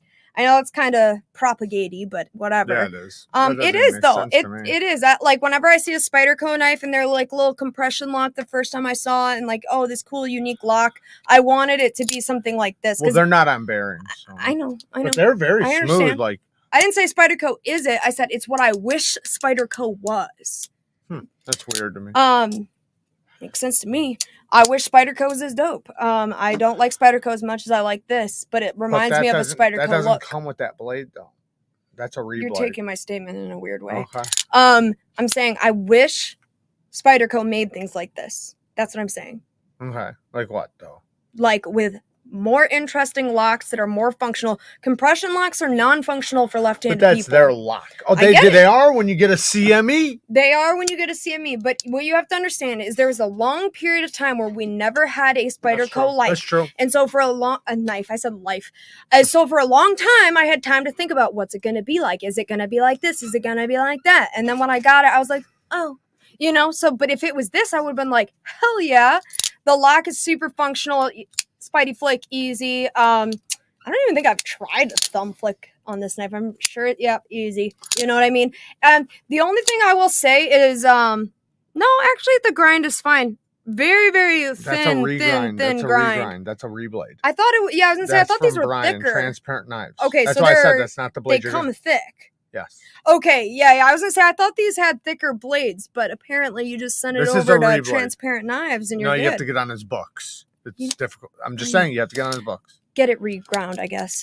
But get a regrind. Yeah, that's something you could do. You send it to BGM Knives. You can get a regrind. BGM did a really good job on the Spartan Harsey. Yep. So. And the Fair and Forge Archbishop 3.0. He did the regrind on this and the 3.0 I have, which is available again, guys. The Archbishop 3.0. I put it in today's video. Was it today's video? I think it was today's video. Little spider. Oh. Get on the Spyderco. So, you're a spider. Anyways, so I was going to show you guys a video. So I watched this video of this U.S. jungle warfare expert watch 10 jungle warfare scenes. And he's a jungle warfare expert. And Oh, why did you do that? He just killed that. he's okay. No, he's not. Yeah, he is. He was on a Spyderco. How often do you get to do that? Go ahead. You've done that 100 times. You've done that 100 times. Okay, so I should have showed you this scene, but it was a jungle warfare expert. Mm-hmm. And he went through 10 jungle warfare movies, like the scenes. Oh, I saw the thumbnail on YouTube for that video. Well, I watched it, and there was a part on it where you guys know, obviously the guy is asking him questions and stuff like that, but they cut out the guy's questions anyways. So he was asked, like, what is the most important tool for you out in the field, like out in the jungle or just out? Okay. Because it's not just jungle, it's just, but that was the scene for this, but he does like all tactical shit. Anyways, they did Rambo scenes, they did a whole bunch of scenes, and they asked him, what's the most important tool you can have out there? And he said, hands down, the most important tool I can have is a knife. He's like, it is everything. It's the difference between life and death. He's like, I'm going to hunt with it. I'm going to cut, my wood. I'm going to make shelter with it. I'm going to dig with it. I'm going to do, he named like a ton of things he's going to do with it. And he talked about, like how it's the difference between life and death. And I was going to show you guys the scene of him saying that. Because, I talk so much how important a knife is, I get lots of comments about, just get a gun, It's like, that has nothing to do with a knife. Like, that's like, like if you have a shovel or something and you're using a hammer and somebody says, just get a shovel. It's not a fucking hammer, right? It doesn't make sense. Calm down. So a knife, but anyways, the scene or the show was a really good show. You guys should go check it out. People are mad at you, Why? Because you're a murderer. You have a super chat. Why don't you read it? I'm a murderer. Funeral one. Think it's Two funny? bones. You're gonna laugh man. at his Thank funeral? you, man. He was twiddling down from his web from the Spyderco knife. And then I would have gotten, you know what would happen? A month later. His name is a month Banana. later, when he's this big, I'm going to hear screaming, come get it! I don't Come care get about it! spiders. I just do that to wield my power as a wife. Right. Because when you sign up to be a husband, And I you just sign up to get spiders. Took that power I want you away. to take them outside. I don't want you to kill them. I like to kill them when you tell me. No. They're too big to kill. Like, if you can feel it when you kill it, it's too big. It won't let me send a super chat. What? So back out. So what you gotta do is you gotta back out and just come back in. So shut it down, come back in. If you Sometimes kill a that spider, happens. it'll make it rain. No, I've never heard that. We need rain. I've heard like the itsy bitsy spider come down the water spout. Murderer. Yeah, go. Yeah. And again. Terrible. Wait. And again, not a member anymore. Fucking Google PayPal, or did you finally? No, we didn't kick you out. I would What? never do that. No, I didn't do that. I would never do that. It should just come out of your We thing have every never month. kicked anyone out of anything, deleted a comment from anything. I've only done it one time. Oh, One you time. did? Yeah. We're not going to talk about it. I carry my knife way more than my sidearm. Well, it's going to be way more effective for way more, like I always say, your knife is for the 99.9% and the firearms for the just in case 0.01%. There's this one. How do I renew my banging? I can't figure it out. It won't let me for some reason. Any ideas? Okay. I didn't even know you had to renew it. I thought you just It should just come out. Just sign back up. It's an addiction with the 5 That's bones. what I just read. Oh, sorry. So I would say, yeah, just try to, I don't know, I guess just re-sign back up because it should just come out of your account every month. Unless if you set up a thing where you only wanted to be a member for 3 months, because you can do that. You can do just like Patreon. You could set it up where you'll only pay a certain amount. And then once that amount of money is gone, then it's done. So you probably did something like that by accident. If you want to sign up and make sure you're always a member, just sign up as a member so that it's not like a certain amount or anything like that. And it goes until you cancel. But yeah, I'm sorry that happened. I can't really explain weird. because I don't know exactly how you filled it out for what, but I would say just sign back up and make sure you don't put a specific amount aside from the tier you're going to be. But I do appreciate you becoming a member, and I appreciate everybody else who is a member and everybody who's donating tonight. You guys are amazing. And right now we are to scent of the day. Wait. Okay, guys, look at this jumping spider. Can you make it clear, baby? How? I don't know. Cover my face up or something. Oh. No! You killed another spider! Here. Look at him.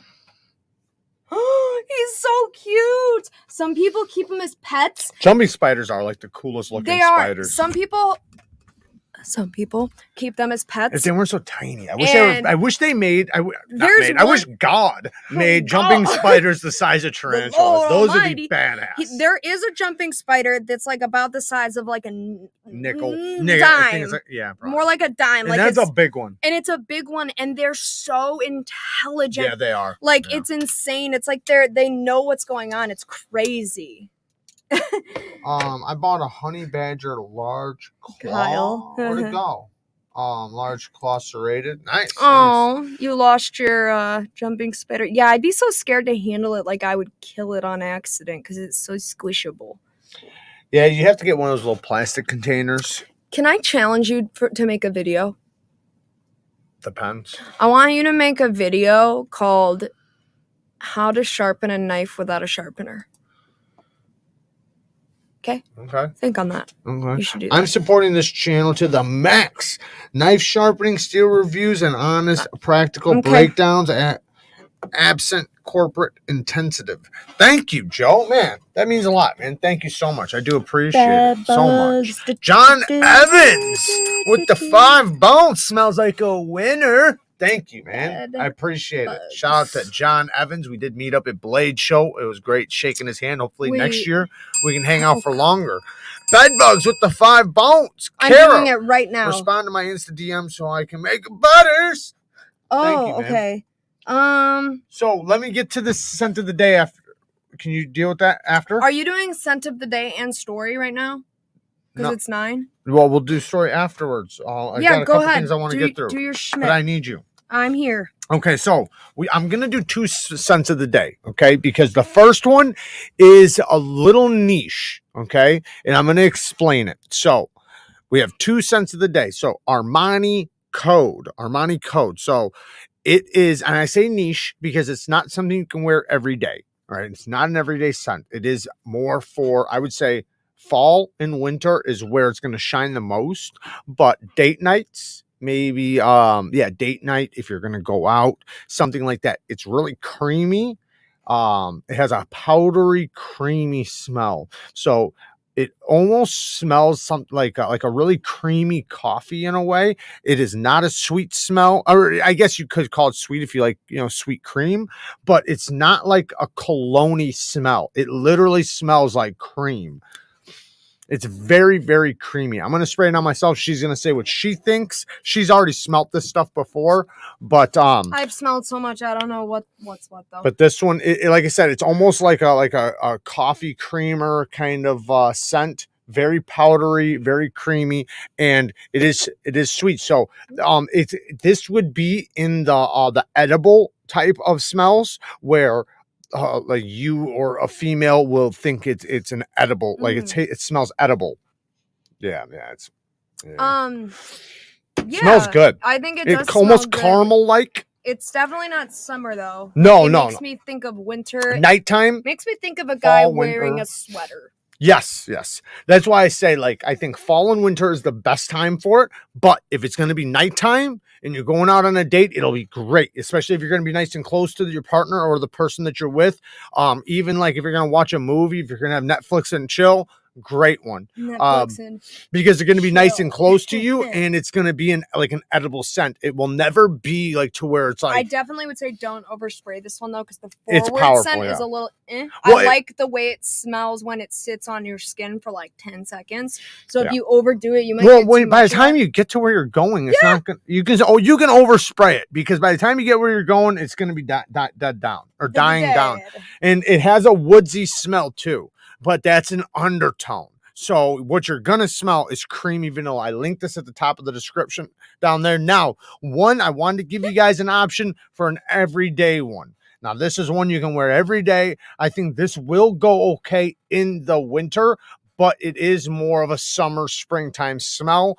But you can easily pull it off in the winter. Agreed, Robert. This one is Bleu de Chanel. Bleu de And this is Chanel. the Eau de Parfum. Eau de Parfum. Yeah, Really, Kyle, really I good. This agree. one I highly recommend. I really, really like this one. This one's not more of a niche scent. This is one, like I said, you can wear every day.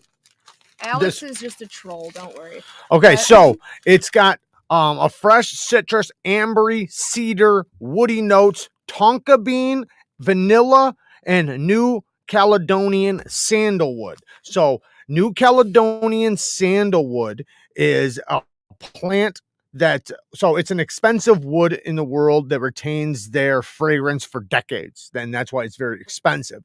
So but that's sandalwood. But New Caledonian sandalwood has a woody, cedar, vetiver, piney smell, cypress smell, but it has it's a sweet, warm smell of a wood. Tonka bean, which is also in this fragrance. This is where it's the smell of tonka bean is sweet, spicy, and nutty, and has a little bit of a tobacco smell to it. But a tonka bean is a flowering tree family in the pea family, and it's called the Brazilian teak. That's the tree, and the beans or the seeds that come off of it are called tonka beans. So the smell you get from it when you smell it, like if I spray it right now and smell it, it's a fresh, clean scent that's spicy, sweet, spicy. It does have a woody smell and a hint, and I mean a subtle, subtle, subtle hint of vanilla. It's very, very undertone though. You almost can't even catch it. But the sweet, spicy, clean, fresh scent, that you really get that spicy smell. Now the dry down is, again, it's just like a more subtle, sweet, spicy, powdery smell, but in a good way. It's it has a woody and nutty scent to it. So it's like a woody, sweet, spicy, nutty smell. I really, really like this one. This one's one that, to me, I could smell this every day and just love it. It's very good for men. Great men's fragrance. Also linked down in the description if you guys want to try it. It is a little bit more expensive though, but you don't have to buy the big bottle. I did link the regular bottle down there. The one, excuse me, just the regular bottle, but you can get smaller bottles. If you click the link, you can pick whatever you want. But anyways, those are the scents of the days. Make sure you guys smell good. You don't want to be stinking out here. But I love that one though. This is one, like I said, I could, I'm gonna do a top 5, and I'm gonna really, out of like probably 30 different fragrances, I'm gonna pick my top 5 that I would buy if I was gonna rebuy them. Alpha Wolf Knife and Weapon review with the 149. Thank you for the super sticker, bud. I appreciate it. Sounds like he's got a channel.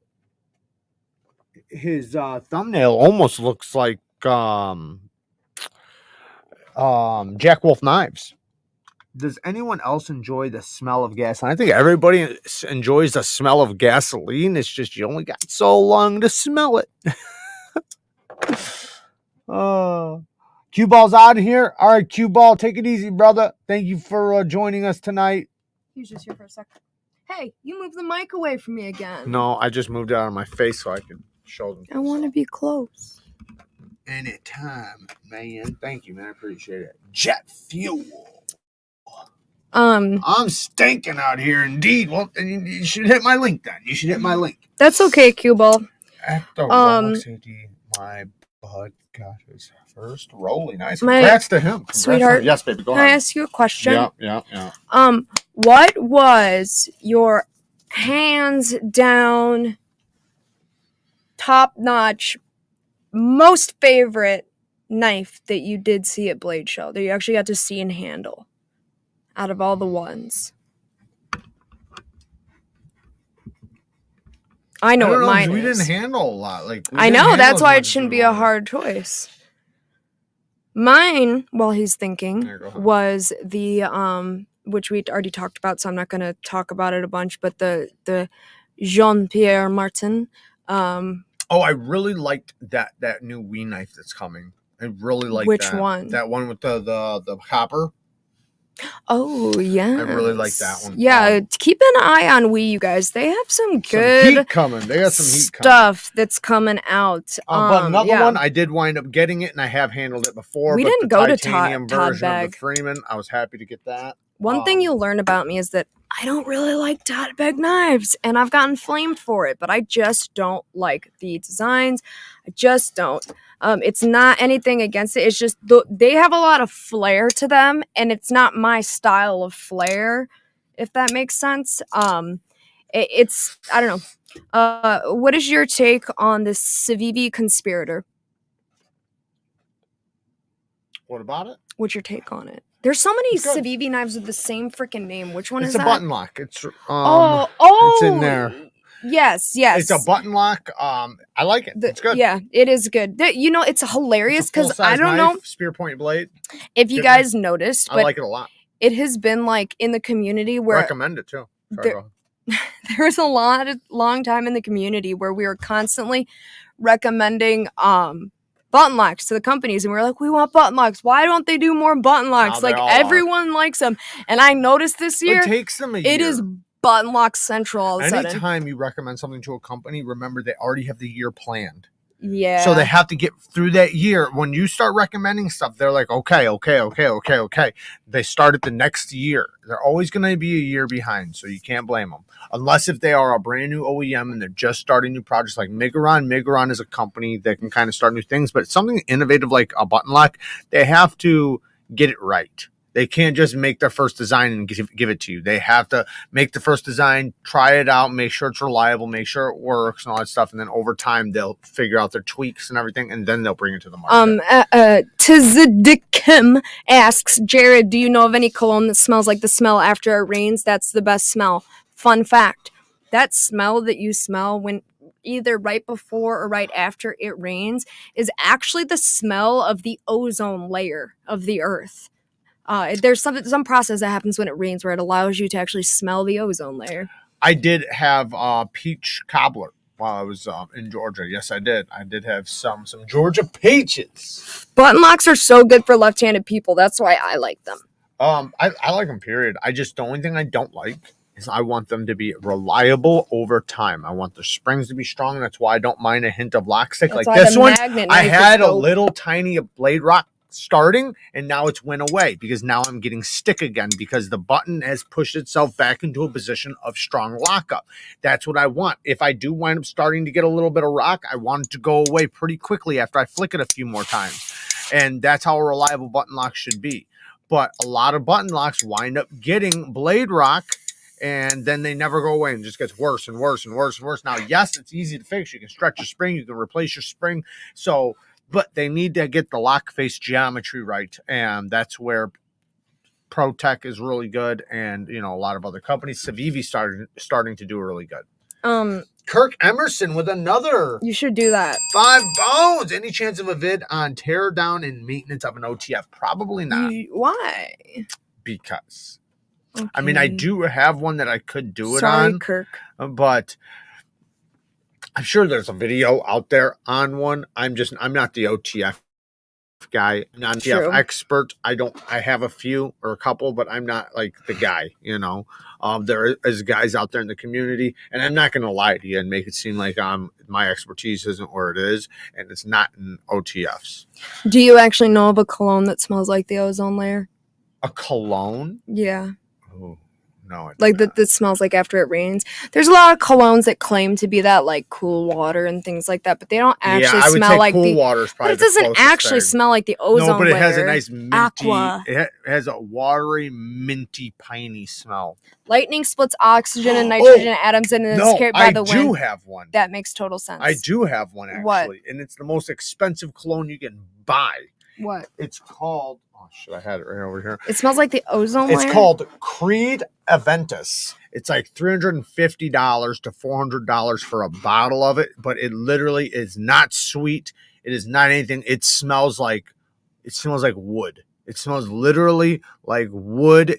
On your skin, it gives off a pheromone, so it has a slight, tiny hint of piney and wood or piney smell mixed with strong layers of wood, tobacco, and like a smoky smell. It's really, really good, but it's not like it's more of a niche smell. It's something that you could wear every day, but you smell very manly with it for sure. Yeah. She loved it when I put it on. I do have a little tester bottle because it's so expensive. I'm not getting a big bottle of that without trying it. But it's not something I would wear every day, but it's definitely something I would wear. I know Smyrna.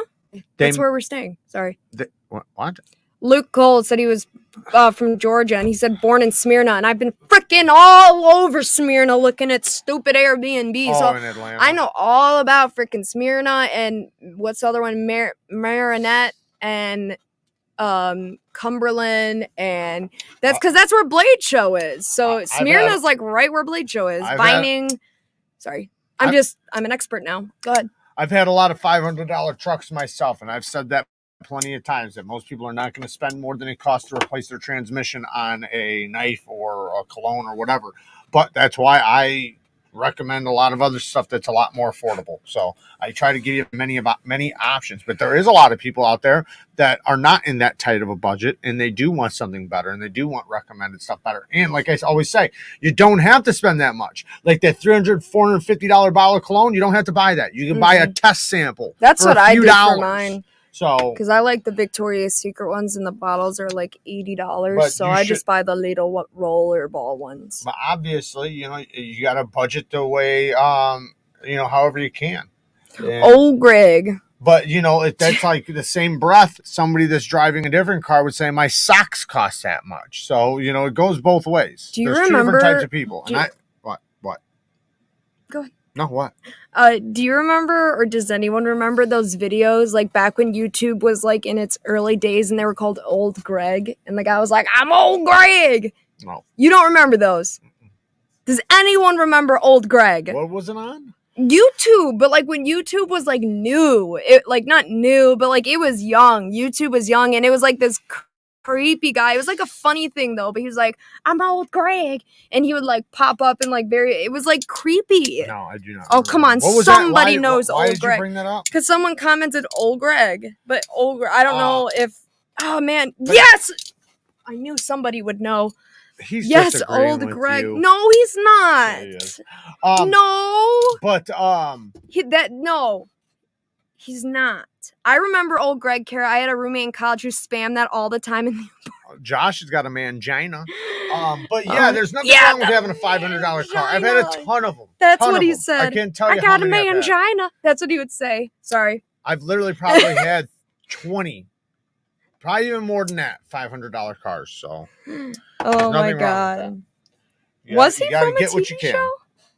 Mighty Boosh. It was from a show called Mighty Boosh on BBC. I didn't know that. I just remember the clips of him popping up and being like, "I got a mangina." It was funny at the time. That was on that one movie too. The Mighty Boosh. I didn't know that part. Green wig and a skirt. Yes. That was on Brothers, Step Brothers. He's got a mangina. Blah blah's got a mangina. Yeah. Derek's got a mangina. Yeah, Derek. Yeah. Robert Oak with another 2 bones. You like watercolors? I like watercolors. I'm an artist. Not really, but I like art and music and things like that. All right, Joe, take it easy, man. Thank you for joining us. And I appreciate the donations and stuff, man. Thank you. Watercolors, I like it. I used to paint and stuff like that. Andy Milonakis. I like drawing a little bit more, but Andy Milonakis. That show used to creep me out for some reason. John Black, a member for 2 months. Thank you for being a member for 2 months. Have you smelled Blue from Kenneth Cole? I don't think I have, but it's obviously a blue scent, which I do like the blue smells. Those are probably more of my favorites. What is that from? But I still I think every guy should have at least, you can get by with 3 to 4, but I think every guy should have 5 smells. You should have something like an everyday smell, which is usually probably or should be a blue. Which is also going to go good in the summer. You should have something niche, something that's, like special. You know, you should have something for the winter and colder times. You know, something that's more more of a warmer smell, warmer scent.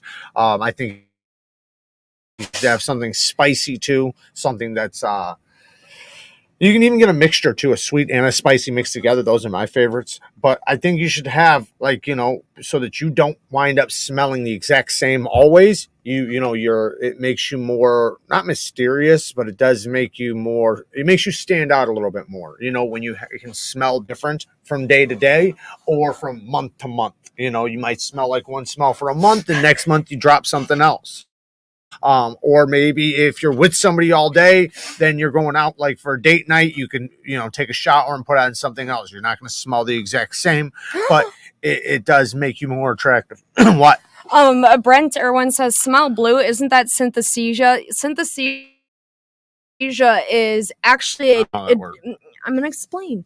It's actually a real disorder, and I thought this disorder. Yeah, I thought this when you first started saying green sense and blue sense. I had the same freaking thought because it's like a thing. I don't know if you call it a disorder that people have where they actually can taste color, or I'm sorry, it's like taste sounds and hear colors and weird stuff. Like their brains are like confused and they interpret things differently. I've never heard of it. Yeah, it's called synesthesia, and literally like it's like if you see a color, they can like smell and hear the colors, and it's like their brain intakes sense differently. Oh man, look at how much I've used that one. This one's almost empty. That's how much I've used that one. Senses are crosswired. That's a good. Damn, yeah. I'm gonna have to get a big it's bottle. Weird. Of it's this like stuff. Tripping or something in real life.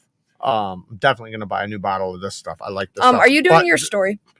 People are asking. Yeah. Yes, now. Yeah. Okay. But blue smell it just stands for the fresher, like the fresh out of the shower smells, the almost the shampoo-y smells.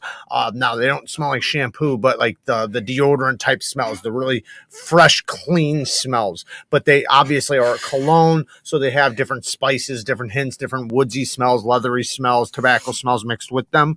But it's more for the fresher scent. It's not where like it just smells like cinnamon or just smells like ginger or whatever the fuck. It has a balance of smells to make it very sweet and clean smelling. What? So more often music and notes are seen as colors. Yeah, it's something like that. It's interesting though. Ian will stick to weed.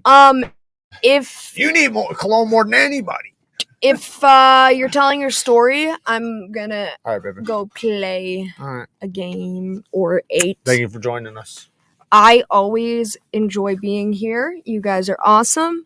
That feels really good on my back. I didn't know my back was sore till you did that. You guys ever get that feeling if somebody rubs your back and it literally just makes you freaking melt? You know that feeling? Like when you haven't had your like back touched or rubbed in a long time and then somebody just lays into it and gives you like shivers. I'd say like leather. But anyway, yeah, I'm gonna go tobacco and leather. Play. Remember, tobacco, the scent of tobacco does not smell like tobacco smoke. It's like the leaf. Yeah, it's like a Oh, it has a woodsy, does that one that you sprayed, the winter one, have that? Because every time you spray it, it smells like this one particular vape pen that I tried one time. And it smells just like it. And it was like the tobacco scented pod. It might have an undertone of tobacco, but it's very much it goes away fast. Powder. The tobacco-y part goes away fast. But anyway, yeah. I'm going to go play. I would say it's an undertone of the dry. I'm going to go play some Call of Duty because I haven't played it in forever. And I'm getting bad. All right. Just got a Spyderco Manix 2 G10 and S30V. I really like my pair of 3, hoping the size is similar. The size is very similar. Here, I can just show you right now. I got them both right here. The Manix 2 is a slight bit smaller, but not by much. Like it's going to be practically the same. Like in hand, it feels very similar. This is slightly broader, so it fills the hand a little bit more than the Pair 2. But they are similar, so you're not going to have a problem with it. It's not going to be like it's smaller, and it's not like the size of the Pair 3. The Pair 3 is smaller, but they do have similar blade shapes. Here, I have a Pair 3 here too, just to give you a little show so you can see. It is bigger than the Pair 3. Oh, right there.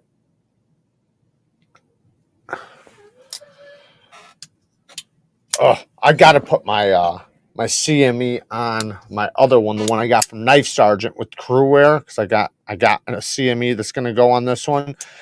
It's when you get used to a CME, you don't want a compression lock without one. I'll tell you that much, man. I wasn't even sold on it at first until I got one. Now it's like when I use it's like having a button lock, going back to a compression lock. So it's very awesome. So after you've had one, you don't want to go back. All right. So story of the day. So I was going to tell a story. Well, I got a couple little short stories. So one is about a time when I had this apartment, and I've told you guys stories about this apartment before when I lived there. Lived there for a couple years. If you guys are long time listeners, you guys remember the story I told you about that lady breaking into our house and me finding her in our car downstairs and catching her like trying to steal the car and the phone, just everything, and I got her out and blah blah blah. That same apartment, also the same apartment I told you guys a story about where my brother, we were having a party and this dude walked in with one of those retractable batons and hit him in the head, and then we stomped him out. Same apartment, right? So I'm living in this apartment, and this is a story about me being a cheating bastard. So I wound up breaking up with the person I was with and leaving. And I left the apartment to them. All right. So I moved out of the apartment, but my apartment was still there. The person was still living there. And my brother still had his apartment across the hall and, with my friend. And so there was still things going on there, parties and stuff like that. But I had moved out. So I hadn't really been around there too much because I was with somebody else. Right. And my ex had lived there. Right. And, I don't remember exactly what happened the night, but something happened to where I decided to go out and cheat or break. I don't remember if I broke up with the girl first or not. I think I might have. I don't remember, but I think it was something like that. No, maybe I didn't. I don't know, but I did go out and cheat though for sure. I was early attempting to. I don't think I ever got to it, but I wound up over at my old apartment with my ex, and we're in there hanging out, and it had been months at this point where I hadn't been over there or anything, because what am I supposed to be doing over there, right? I'm with this new person. Why am I going to be with my ex, right? And anyway, so I'm over there, and the girl I was with at the time, knew that I was going over there probably or something like that. Like I had ran around, did shit like this all the time. So I was just like, anyways, so she winds up showing up, and I should have known. I should have known she was going to show up. So I'm at the apartment, my old apartment, and just out of habit, I guess, I answered the door. I heard, and I'm like, fuck it. And I was thinking maybe it's my brother, maybe it's my buddy or something like that. But I should have known. I should have known who was behind that door. So I opened the door. And it's my girlfriend at the time. And now I'm in my old apartment, my ex's apartment, which was my old apartment originally, but I left it to her. Standing there. And it's like caught red-handed, right? Caught red-handed. And so I don't want them two to see each other because I don't want them fighting or anything like that. So I wind up walking out. This is where it kind of gets funny. So I wind up turning it around on her and blaming it on her and blaming her for stalking me, right? A delusional mind of a cheater, right? So I'm the one cheating at the time. I'm the bad guy, but I blame it on her and make her seem like she's stalking me. By the time we got, because it's 4 stories high, we're in an apartment. By the time we got downstairs, right? She's apologizing and begging me to go with her. And I couldn't help but think in my head, like, how the fuck did this work? You know, like, I'm such an asshole right now, such an asshole. But yeah, I don't know. I spun it around on her and made her seem like she was crazy as fuck for stalking me and following me, you know, shit like that. And she starts apologizing and just begging me, just please leave with me. Obviously, she didn't want me to stay there, right? So I wound up, you know, considering it a win and leaving. But then I accidentally left my phone, and it was an accident. I know you guys are thinking like, yeah, accident my ass. You left it over there on purpose. No, I didn't. I accidentally left it there because I left in such a rush. So I did wind up having to go back and get it the next day. But it was hilarious at the time. Like my buddy, my brother, they're laughing their asses off. Like it was so funny. And I remember in that same apartment, months before that, they broke into my apartment and literally got a whole bunch of quadruple XL size panties and stuffed them in my couch on purpose for my girlfriend at the time to find, just to prank me, just to fuck with me. So she's cleaning and she pulls out this big ass pair of underwear and like a bra and stuff like that. And she's like going crazy, snapping. And I'm so confused because I'm like, there's no way. Like, that's not me. Like, that's not me. Like, and it's like, you see the size of these things? It's definitely not me. And, but they wound up coming in and admitting it and laughing their asses off and, you know, admitting they were pranking me and stuff like that. But I was even confused. Like, fuck, man, where did these come from? I started thinking about, like, did my brother, you know, like come in here? You know, sometimes he liked big girls. So it was like, was he in here? And I couldn't figure it out because it's like, I can't think of a time he was in here with someone, you know, it would have been over in his apartment. But anyways, then this is a different story now. I've moved, you know, completely different story, not even similar, not even close to each other. But this is a story about these coon problems I had, these raccoon problems. I had this house and I lived on a ravine. When I first bought the house, it was bank owned, like condemned. And I bought it as a, you know, it's like, what's it called? A foreclosure or whatever. And I was going to redo the whole thing. Right. And so the lawn is like 3 feet tall, hadn't been mowed in months, and like just everything's fucked up. So when I'm going there, I got my dog because my dog went everywhere with me, my bull mastiff, and she's running around. Well, I'm going in and out of the little house because there's a little house on a big house and they're separated. There's a pool in the back. I got to redo everything. So nothing's redone yet. Everything's still messed up. And I'm walking into my little house back and forth, you know, like, I don't know, emptying it out or doing something. I don't remember what I was doing. But all of a sudden, my dog comes running up with a half a deer corpse out of her mouth. And she's happy as shit. She just found a half a deer.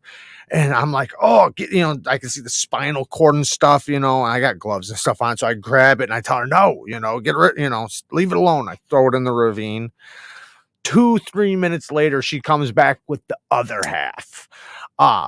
What happened was since this place was condemned for a while or shut down, coyotes were chasing deers or bringing them there, one of the two, because it was a dead end. So they were chasing them up the ravine and then trapping them in this fenced in area because it was all fenced in. So once the deers ran in there, they were fucked. There was nothing, they can't get out. And the coyotes would get them there. And I didn't know at the time, but this ravine that I bought a house on was packed with coyotes, packed to the gills. I mean, just every night I'm hearing dogs get attacked. I'm hearing coyotes screaming and howling and this and that. Anyways, then, you know, I get rid of the upper half. Then she comes back with another corpse. So I'm like, what is going on? Where's she getting all these corpses from? So I go back there. There's corpses everywhere. This whole backyard is just riddled with corpses. Like mowing a lawn, it's like a graveyard. Coyotes had been eating there for months, like months. And yeah, so that was a hell of a cleanup, getting all these raccoon corpses, deer corpses, like everything you could imagine, like that would be Illinois was back there. Anyway, so a while's been going on. I've redone the little house. I'm living in the little house, and I got raccoon problems really bad, like really, really bad. And I had already owned or had a pet raccoon before. So, you know, me and the coons were cool. But this coon had to go because I had already caught one, let it go, and it came back. Like you can't, it's not, you can try, you can relocate them and stuff like that. But I had already been through enough with these damn coons, and they were tearing apart my house. They were tearing apart my soffits. So this next one's getting shot for sure. I had already tried to call the village, things like that, at the animal control, and they weren't going to do nothing. Like they were basically like, shoot the thing, you know? Anyway, so I got this cage, and, you know, I'm planning to trap it. Well, while I'm at work, it gets trapped or whatever, right? Yeah, it was while I was at work because the person I was with calls me and is like, "You got something in the cage." I'm like, "What is it?" And she was like, "I don't know." And I'm like, "How don't you know? Look at it." She's like, It's filling the cage." And I'm thinking, like, how is it filling the cage? Like, a coon isn't big enough to fill that damn cage. I'm like, it must be a coyote, right? And she's like, "I don't know if it's a coyote, though. It looks like a raccoon, but it's just so big." Now I'm like, well, whatever. I'll be there in a little bit, right? So I go there, and when I get there, and the whole time I'm like, how can't she tell what it is? When I get there, I realize why she can't tell what it is. It has got this. This is a big cage. It's the biggest one you can get to trap raccoons and things like that. It's completely filled. This had to have been a 60-pound raccoon, the biggest raccoon still today that I've ever seen. This thing was so big. It was just insane how big it was. So I went and got a firearm, and I told her, like, "Hey, go inside. You don't want to see this." Right. And she's like convincing herself that she wants to see it. And I'm like, "You don't want to see this. Just go inside. Trust me. Trust me. You don't want to see this." And she was refusing to go inside. And it's like, all right. You know, like, I'm not going to force you inside, but I'm telling you right now, you don't want to see this. So, when I shot it, you know, it took 3 shots to put it down. It was big, man. And I only used a 22. So, you know, but when I shot it, it starts running, right? And it's body reaction. I'm not trying to get all gruesome and everything to you guys. It was dead, but it was still running, right? But to her, she's looking at it like it's suffering. I know it's not suffering. I know it's dead. But she's looking at it. So then she just starts bawling. Now she's crying hysterically, like calling me a monster. "What did you do?" Calling me a killer, like you guys with this damn spider. She's calling me all these names. I'm like, "I told you to go inside. You don't want to see this. I told you you didn't want to see this." And then my cousin, right? My cousin. Oh, this is funny. My cousin has to throw in his 2 senses. And at the same time, she's crying hysterically. I just got done killing a raccoon. And he goes under his breath, but enough to where she can hear him because she's up on a balcony about 12 foot high. She can hear every word he's saying. He goes, "You think that was the babies in its stomach still alive?" Like, because, you know, the way it was moving and stuff. And I'm like, "Dude, why did you?" And then so now she's fucking really hysterical because she's thinking that that's true. So now she's thinking that there's, you know, it's pregnant and all these other things, and that's why it was moving like it was because of the babies in the stomach. I know it's not true, but she now thinks that that's true, and he's just being a fuckhead. But it was kind of funny looking back at it. You know, not that I had to put down the coon, but, you know, if you guys seen the infestation of this neighborhood, it was an infestation. Like, it was so bad. The coons were in everybody's houses, tearing them apart, like just destroying my house. I had already fixed my house multiple times, and it kept tearing them out. I had already caught multiples of them, relocated them. Like, I had done like so much. So I was to the point to where I got to start killing these things because they're causing me thousands of dollars. Like, consistently. And anyways, so I don't want anybody to think like that I wouldn't have tried to do what I could. I am an animal lover, but I also understand like there are times where you got to do what you got to do. Uh, but anyways, this thing, when it was done and I got rid of it, it was at least 60 pounds. It was the heaviest raccoon I've ever felt in my life. I'm not going to say whether or not, it was pregnant or not. I don't know, but it was massive. I've still never seen a coon that big in my life. It was like the size of a coyote. It was crazy. They cause major issues. Yeah, well, I mean, and this is my house. I'm literally buying this house. I'm fixing it up, so I'm already invested.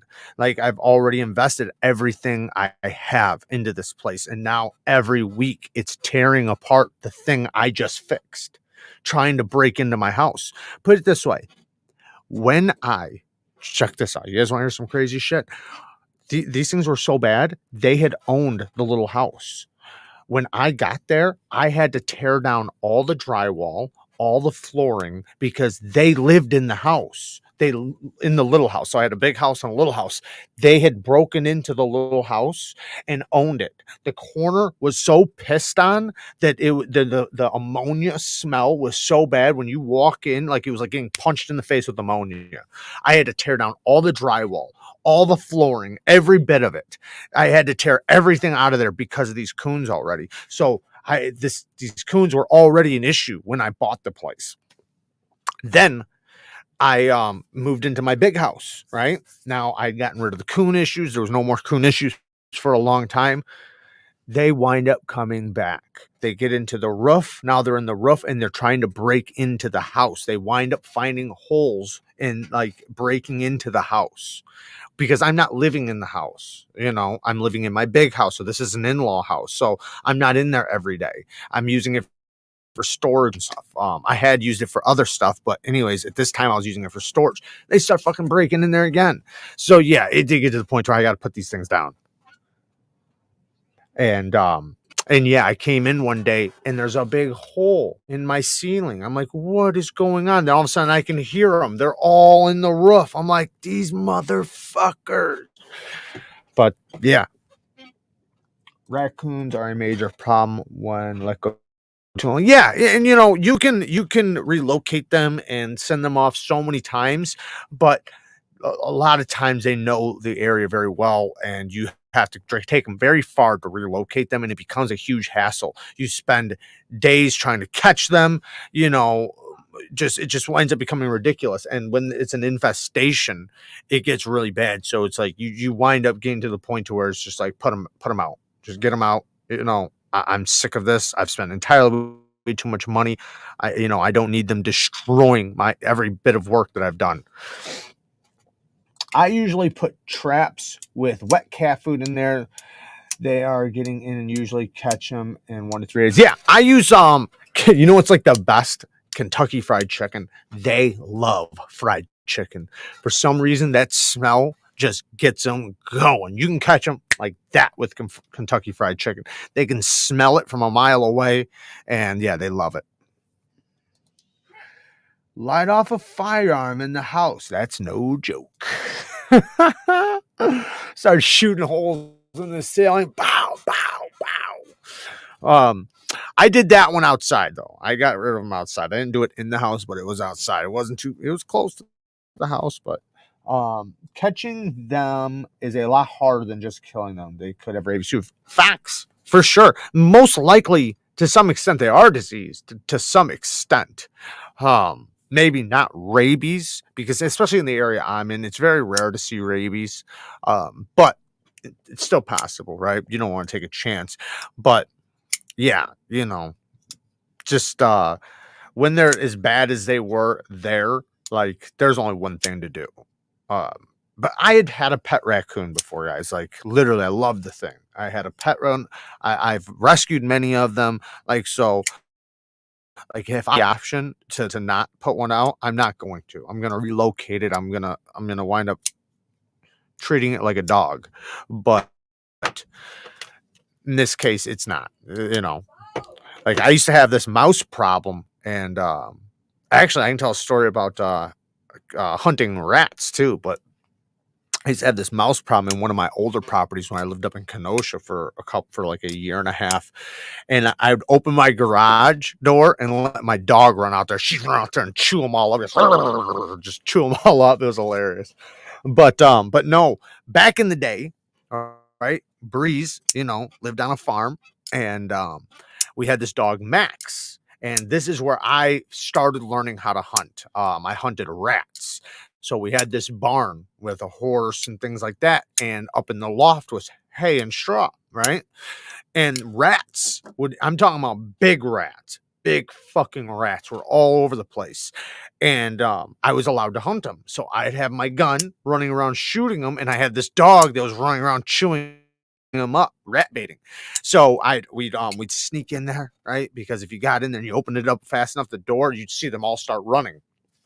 And I'm talking about big rats. And I'd send Max in there. Max would run in there and chew them up, and I'd be popping them.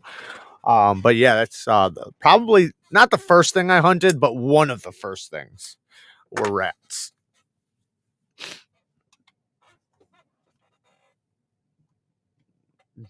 Yeah. Kara's always yelling in the background. She's playing her game. Fuck Max. Poor Max watched him get run over by a car. He kept going. Yeah, man. I remember because I wasn't there when that happened to Max, but I remember my old man calling me and telling me, man, I was devastated. I love that dog. I get connections with dogs, so I love dogs. I love animals, period. But yeah, that dog was a beast. He was a badass dog. Some dogs are just badass, especially when they're well trained like that one was, just like a good old dog, you never got to worry about them leaving or running away or anything like that. They're always there, always ready for action, and that's how he was. And when you can get a good dog like that, one that just goes everywhere with you and does everything and is just used to people, everybody loves him, he loves everybody, man, dogs are the best. I love dogs. What's up, Chuck It? What's up, brother? Fist bump to you. My birthday is June 20th, so bought myself a couple knives. All three arrived today. Happy birthday, Michael Upchurch. And that's awesome, man. Good for you. Good for you. It's always not. I just recently did a few purchases myself because I needed some content for the channel. Purchased one thing that was a little hefty.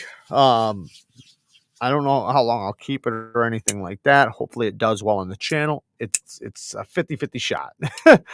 but I do think it might. But I did pick up a few other things too. Some new stuff which are going up tomorrow. Very cool. I even bought one because it's a kind of a budget thing to give away to you guys. My dogs are laying with me on my bed, man. I wish I had a dog right now. I love dogs. But Cole's in the house. Tri-State EDC. I thought I was the best. Hey, Cole, you are the best. But shout out to Tri-State EDC. Go and follow his channel as well. Awesome dude in the community. Awesome channel. And has probably the best quality content when it comes to editing and B-roll and just sound quality and all that good stuff. You can't go wrong with this channel. I am definitely taking some notes myself. I do have a lot of work to do, and I haven't really talked about it too much, but I am thinking about possibly doing a test run, right? So not doing it 100%, but going for like maybe a month where I don't post every single day. I post every other day. But the quality of the video is a little bit better, and maybe, I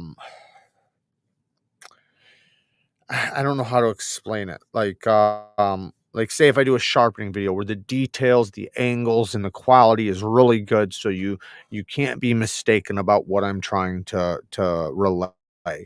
But I don't know. I have been thinking about doing this for a while.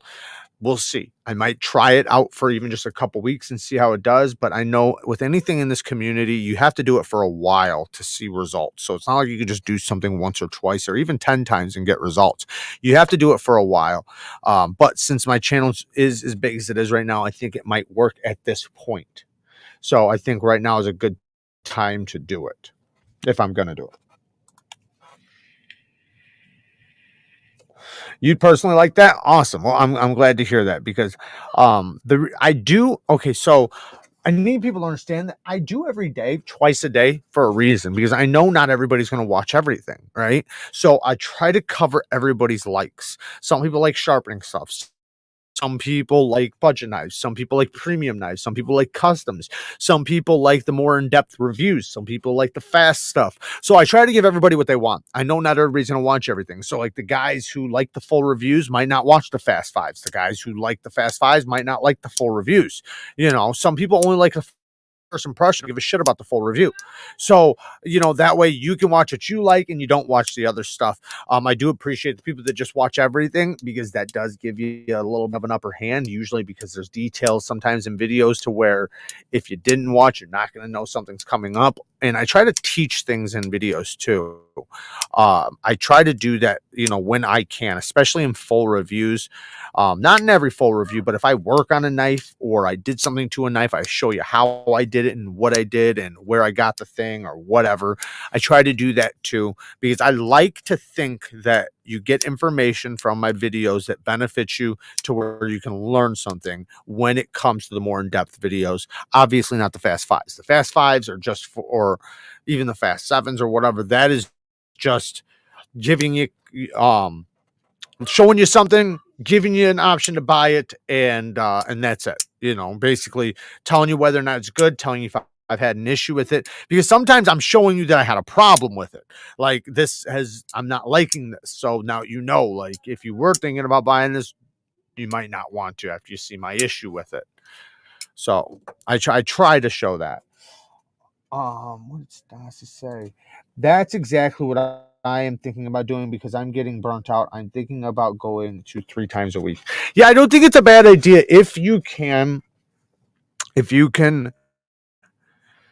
because, okay, so with me personally, not speaking on you, but with me personally, I'm still going to be doing the same amount of work, but with less videos. So if I put twice as much work into each video, it's going to be, you know, it's hoping it's going to be twice as good. Now, the problem with it is the hardest videos I've ever worked on got the least amount of views. They got the least attention, the least everything, even though that I put my blood, sweat, and tears into those videos, but they wind up getting shit reviews. However, if I did that with every video, you know, and put a little spin on them and make them to where they're more educational, more informative, while also having maybe a little sense of humor to it, while also giving you, you know, what you want in visuals and stuff like that. I think it could possibly be beneficial over time. And I would have to judge that over like a month of doing it and see, okay, are people liking these? When I do these in depth, you know, I don't know. We'll see. But that's the plan. I'm thinking about doing that.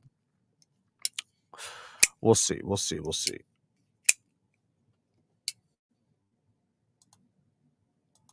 Same amount of work, but I can put the extra work on videos.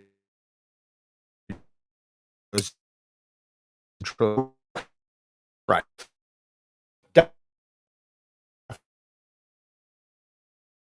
And I don't know what's going on, guys. You guys still see me? Let me shut down these other windows or whatever they're called. Tabs. Damn it. Can you guys see me? Let me know if you guys can see me because mine's flickering in and out. Story of my life, Jared. My most overproduced, overdone videos that I'm most proud of always underperform. Facts. See, I know which videos are going to do good and which ones are not. Now, I don't always know how good they're going to do, but I usually know they're going to do decent, right? Compared to other videos. Now, if I could possibly do that with every video and make the B-roll, the scenery, the this, the that a little bit more entertaining, even with the ones that aren't going to do as well, you know, maybe they will start kicking off a little bit better. Maybe not, right? But I do, and I always recommend this to you guys too. Whatever's not working, stop doing. There's no reason to put effort into something that's not working. So if you do see something that's just now, I'll be honest though, if you tried something once and it didn't work, that doesn't count. That never ever counts. Like kind of like right when I do this this men's fragrance video, I don't expect it to do well. If I did 100 of them, I would expect them to start doing well. But just one, I don't. But I want to do it, and I want to do it for you guys so that you guys you know, can smell good. It's something I want to do though, which is different. But if it had to do with views or anything like that, then it wouldn't be a good idea to just do it once. It'd be a good idea to do it 10, 20, 30 times and then judge whether or not it's doing good. But yeah, it seems like the videos that you just use, like kind of like reviews, right? Reviews are usually the videos that don't do the best. They just don't, even though, you know, I like to do them. You know, I like testing the knife. I like sharpening it. I like giving a more in-depth opinion on the knife. But people would rather a first impressions on it. They'd rather just me giving my opinion fast, let them know as fast as I can what I think about the knife so that they can know if they're going to buy it or not. By the time the review hits, they've already decided whether or not they want to buy it or not. So, but some reviews, like if the knife is hot, if it's really hot, then yes, it can do good. But that's why I do not do reviews on all the knives anymore. I used to do reviews on everything. Every single thing you've seen a first impression on, I did a full review. I do about 10% now. But I do that on purpose because I seen that, you know, like I said, if it's not working, don't do it. And that's why I don't do them no more. I would be doing them if they got half the views as but they don't. They get like a quarter of the views of like first impressions. So I give you guys 90% first impressions and 10% of the first impressions I do a full review on, if that. Jerad, make your changes slowly over time and you will not lose your current retention. That's true. It's just difficult to do. See, I've kind of done that already. Like if you guys have noticed, I've started adding in B-roll. I have changed a lot of my stuff. If you look over the past year, I've made a lot of changes. So I have kind of done that, but where I would be going more into is it would take me longer to film it and to put it together, so it wouldn't be possible for me to do, you know, so many a day. I would only be able to do one every 2 days instead of 2 a day. And I still do. If you guys knew, I mean, I put a lot of work into just the 2 videos. So, but I could always do better. And I always am wanting and trying to improve. Oh, I did want to talk about a channel I seen. This guy's big, man. He's got over 1 million followers. And I'm not talking shit about him. But he did this video where he did all these tests. He took like 10 knives and he did all different kinds of tests. The tests were good tests, most of them. But at the end, he gave them like they were kind of like competing against each other, and it didn't make any sense. Like say he did this one test where he took them and he dropped them all on a rock. And out of all the knives, a Spyderco, Para 2 or whatever, no, a Spyderco though, got like third.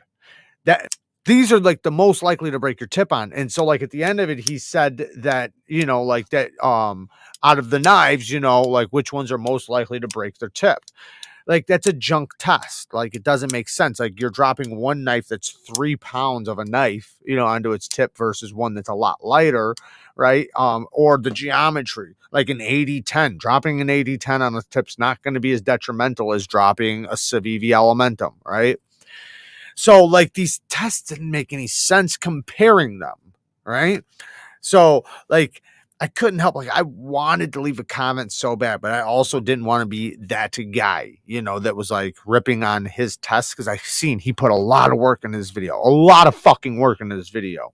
So I commend him for what he did in the video, but the test didn't make any sense. He did edge tests on all factory edges. That don't make no sense either. They're all factory edges. And then what else did he do? He did a bunch of weird tests. But like I couldn't help but think like, damn man, these are like you could compare it if the knife that you're comparing it to is similar, but comparing like an 8010 to a Civivi Elementum, they're both two different things. Of course, the 8010 its tip is going to hold up better than an Elementum, but an Elementum is going to cut far, far better. Like, and leaving the explanation out, anyways. Project Farm, yes, that's who it was. Yes, Project Farm. That's who did the test, and I couldn't help but think, like, man, like I like the guy's channel. I think he puts in a ton of work, and I would love to produce videos like that, and I want to do that. I want to produce videos like that, so I commend him. I absolutely commend him. I'm not talking shit, but man, like, if I did tests like that, like the community would ream my ass. When I looked in the comments, everybody was just like clapping for him and like talking like, and I'm thinking like this was not horrible because the work he put in was great, but the test just didn't make sense to me. Like knowing what I know, like I know an AD10 is how thick behind the edge, its tip is how robust. You can't compare that to a Spyderco tip. You just can't. And saying that a Spyderco tip is strong and durable is ridiculous. Just because it passed a drop test, most it probably hit a certain way, right? Maybe it didn't hit perfectly. I don't know, but the most knives I fixed tips on are Spydercos. I get more of those sent in than anything else for tips, so I know for a fact Spyderco tips break a lot. It's just the way they are because they have fine, dainty tips, but they're also some of the best utility cutters. So where it might not be good in like an abuse test, it's going to be good in a use test. So if you compared the two together on cutting, the one's going to cut far better. If you're doing it for abuse, yeah, of course the other one's going to work better for abuse because it's so much thicker. It's not good for use. Good for abuse, not good for use. You guys know what I mean. In any relationship to end, just do all the forge and fire tests. There you go. Yeah, I do want to start doing more tests. Speaking of tests, so I was testing this thing, throwing it, and it's not the best throwing knife. That's all I'm going to say. It's probably not the best throwing knife, but I can fix it. And I will, hopefully. But I will say that that's not what it's for. So was it a little much? Yeah, I probably shouldn't have threw it more than 5 times. But yeah, I also was cutting down weeds with it. You guys probably seen that Instagram video. But I do need to fix the tip a little bit and continue doing tests on it because I'm not done with it. Not even a little bit. I got a lot more tests I'm going to do with it. Have metal complex test. That's funny.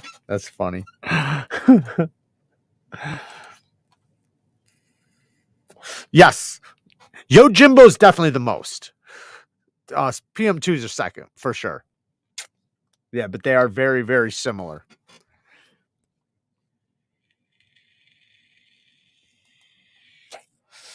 Lubes and stuff are second to none on the tube. I have watched it. Huh. You specialize in one thing, knives. He tests all kinds of random stuff. Can't expect. Yes, that's true. And you know what? And I'm not saying you're right. He tests a lot of different things, and and like I said, he puts a lot of work into it. I am not talking shit about his work or anything like that. And to be honest, everything he tested is exactly how he tested it. That's the result. I'm just saying you can't compare the two. Right. And if you do compare the two, you got to say it in a way that this one's going to be better, though. Right. Like say an 80-10. I'm just going to leave these two because these two are the best examples. An 80-10 versus a Civivi Elementum or even a Spyderco. Yes, one is going to hold up better for strength, but the other one's going to work far better for use. So which one would you rather have? But from my opinion, at the end of it, I got like in the end, he picked a Smith and Wesson knife over a Spyderco, over an 8010, over a Civivi Elementum, and that was batshit crazy in my opinion. You just picked a Smith and Wesson knife as the winner, like that's craziness. That's crazy. Like that doesn't even make sense to me. So if that's your result, then you picked the wrong knives to compare. And like, it's just weird because like the Smith and Wesson knife, what is that? 8CR? And you're comparing it and you're saying it's better than the S35 or the D2 or whatever. Like, of course it's not. No shit. I've watched that dude's stuff for years. Never subbed. I don't know if I'm subbed to him or not. I guess I should sub to him since I'm talking about him.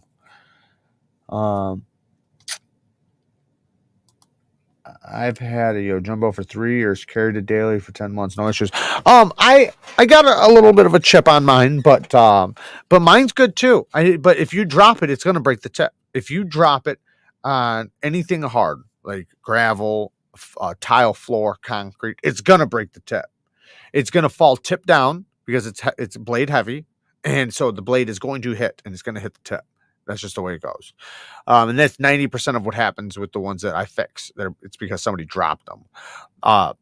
Just the way it is. But you get a utility cutting tip. It's also going to be probably the best utility cutter. So, where you get benefits, you're going to have downfalls. It's just the way it is.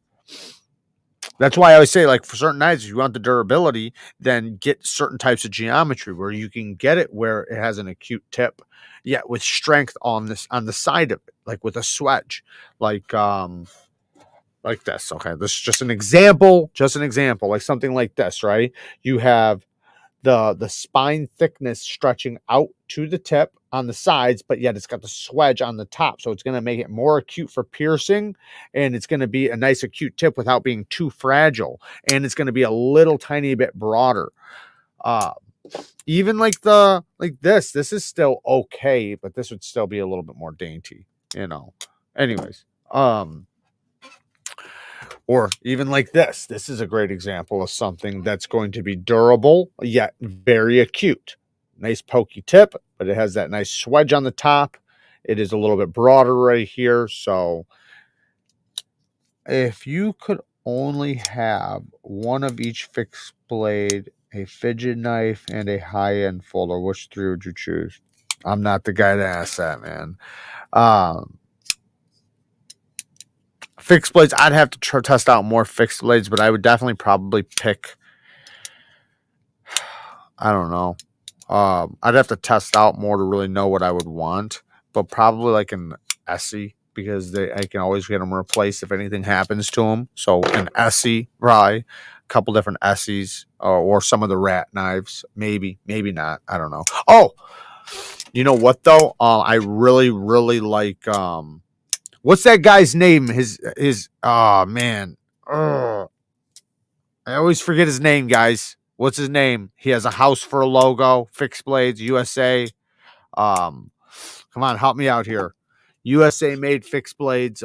He does lots of Scandi grinds. He has a house for a logo. Come on, somebody help me out. Seems logical. Q and Fiend, where are you at? Where are you at? I need your help.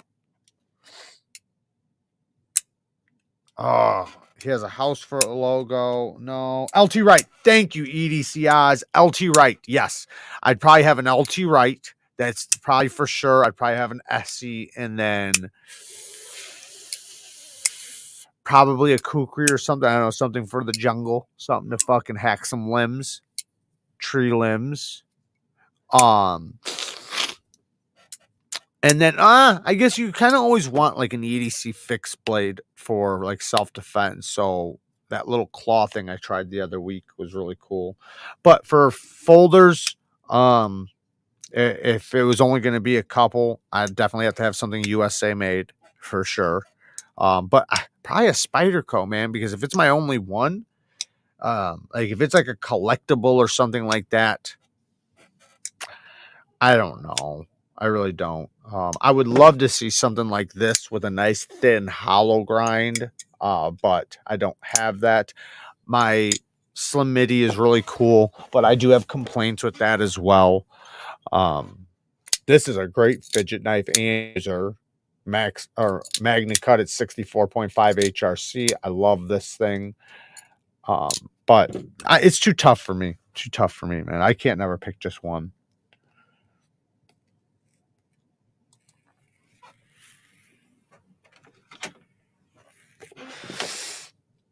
Little sneak peek. How many people are in here? 124. All right.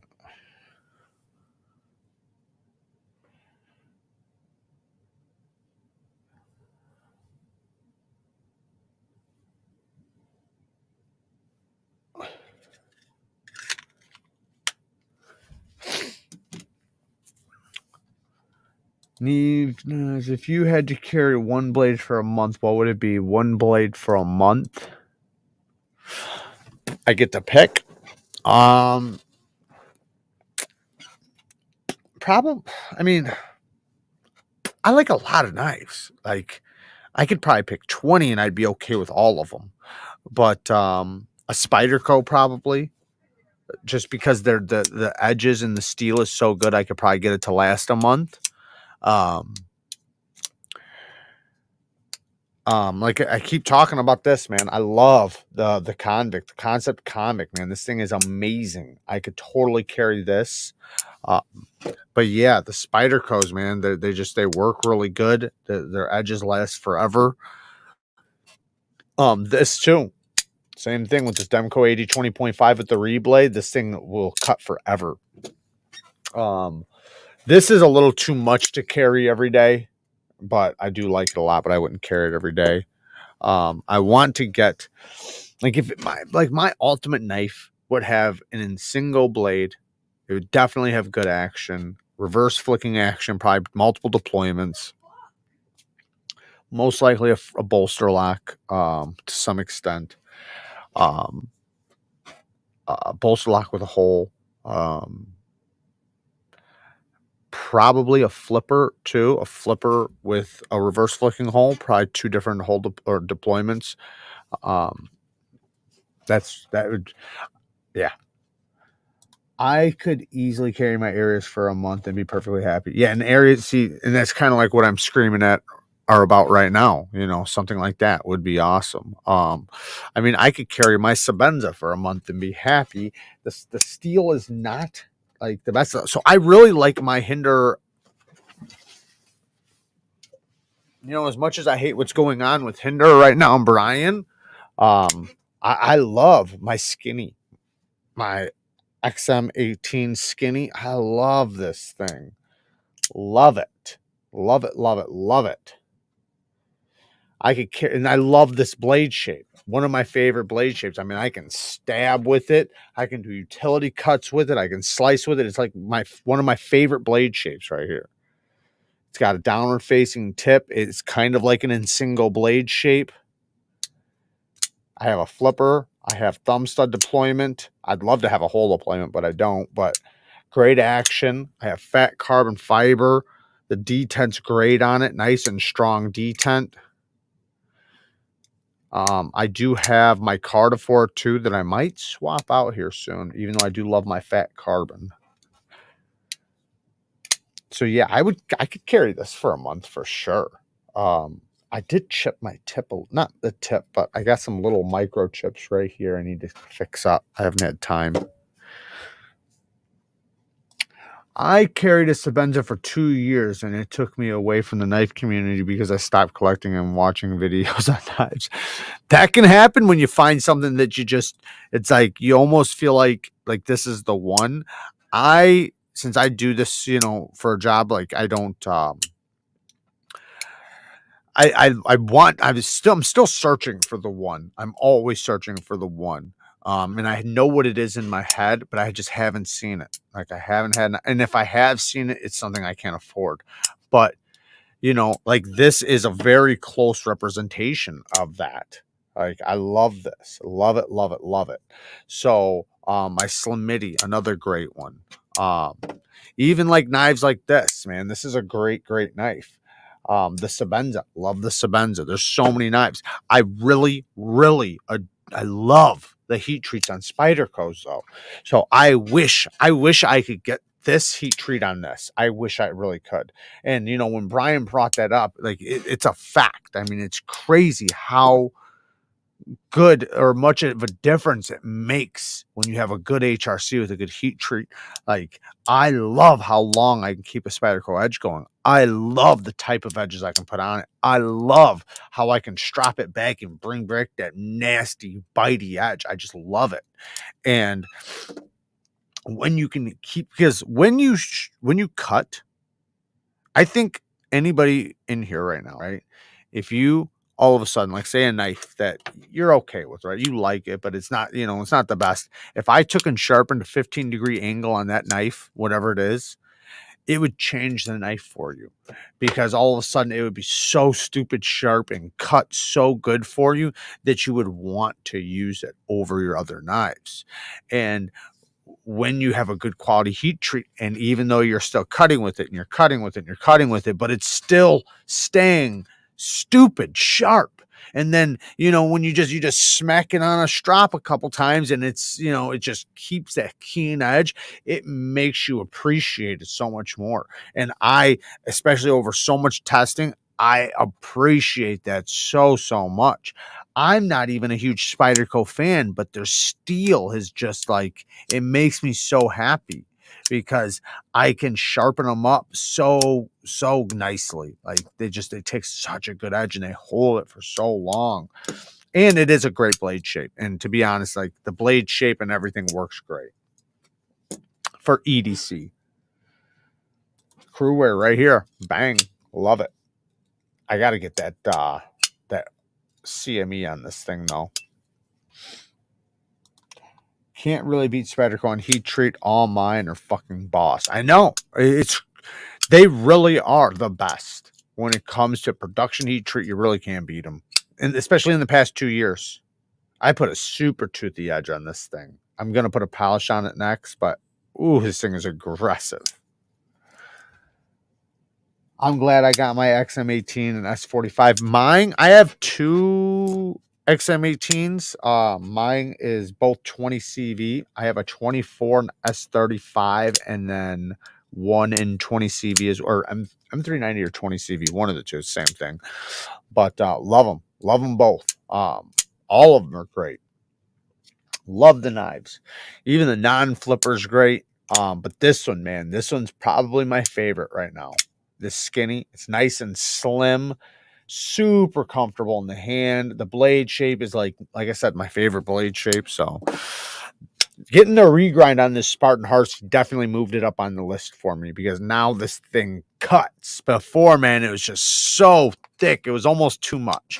And that's how I feel about these too. This skinny, it cuts a lot better. The geometry is better. I'm going to throw a 15-degree angle on this bitch, and it is going to be stupid. I can't wait to resharpen this. It's going to be so good. But the Harsey folder, man, it's so much better now. Like, those little details massively improve a knife so much when you have a good grind, the blade shape, grind, and edge. Just like even like this knife right here, right? I love this knife. Do you know how much more I'm going to love it when I lower back the angle and put like a 17-degree angle or 15-degree angle on it? It's going to be like, it's hard to get out of your pocket when you have the geometry, the blade shape, the ergos, the action, and you love fidgeting with it. Plus it just works really good. And it's, you know, it's a fidget tool. I got you, Ed. And it works really good, and it stays stupid sharp. Like it massively brings up a knife that you might have liked, you suddenly love. And that's how I feel about some of the Spydercos and some of these other knives. Like I said, I can't recommend this damn Convict enough. I love this thing. I haven't even resharpened. Oh no, I did resharpen this. Yeah, I did. Yes, I did. I put a nice edge on this thing. Whew, that thing is sticky. Love this thing. Oh shit. Hang on a second, I just messed up the screen. I every time I'm in a video and I cut paper, somebody leaves me a comment, quit wasting paper. It's my paper. What do you think I'm going to do with my paper? Like, I'm either going to write on it or I'm going to cut it. I got it for cutting and writing. It's going to wind up in the same place regardless. And this is written on, by the way. Whoo, hoo, hoo, hoo. That is so beautiful. Such a beautiful thing. Such a beautiful thing. Oh, oh, oh, oh, oh, oh. Damn! Those Warren clips, man, they do help trap materials. Magna Cut is over like 62.5 HRC. I'm not sure who's Magna Cut, but you want it over 62.5. 62.5 plus is what you want. I say 63 plus to be safe, but 62.5 I'd be happy with, but I prefer 63 plus from my testing experience. But 62.5 is still fine. And up and up and up. You got to try that 90-degree angle. Call it a hammer. Yeah, well, there's some knives, man, you get like from the factory, and it's like that's when you guys get a knife and you're like, man, this thing is not, it doesn't feel sharp at all. It won't even shave hair or anything from the factory. 90% of the time, it's because it's a high angle. The edge is fine. It's just a 40-degree edge or angle on each side. And that's why. And if you just lower the angle, it'd been fine. If they would have just sharpened it at a lower angle, it'd be fine. But I'll take Spyderco Crewwear over Magna Cut. Most do not have the high enough HRC. Well, Spyderco's is. Spyderco, so far out of production stuff, has been the best I've tried. Obviously, custom is going to be the best. But when we talk about production knives, Spyderco does a really good job with it. But I like Crewwear, too. I love Crewwear. But I'll tell you what, man. Spyderco's Magna Cut was amazing. Well, I would only hope the Japanese would know their steels. It's sticky after grouting his shower tiles. Every knife I get is like that. Nice. I have a ZT0808 Roxford, only sharpened once. It makes ropes cry. Well, when you put a good edge, like to start off with, if you put a good edge on to sometimes it's two. Sometimes it does take a couple because sometimes the first edge doesn't get past the burnt steel, but let's just say it did. If you get a good edge angle, and you can repeat that angle, it's a good angle for you to strop at. You can strop and maintain it. You can keep an edge going for a very, very long time, but you have to maintenance it.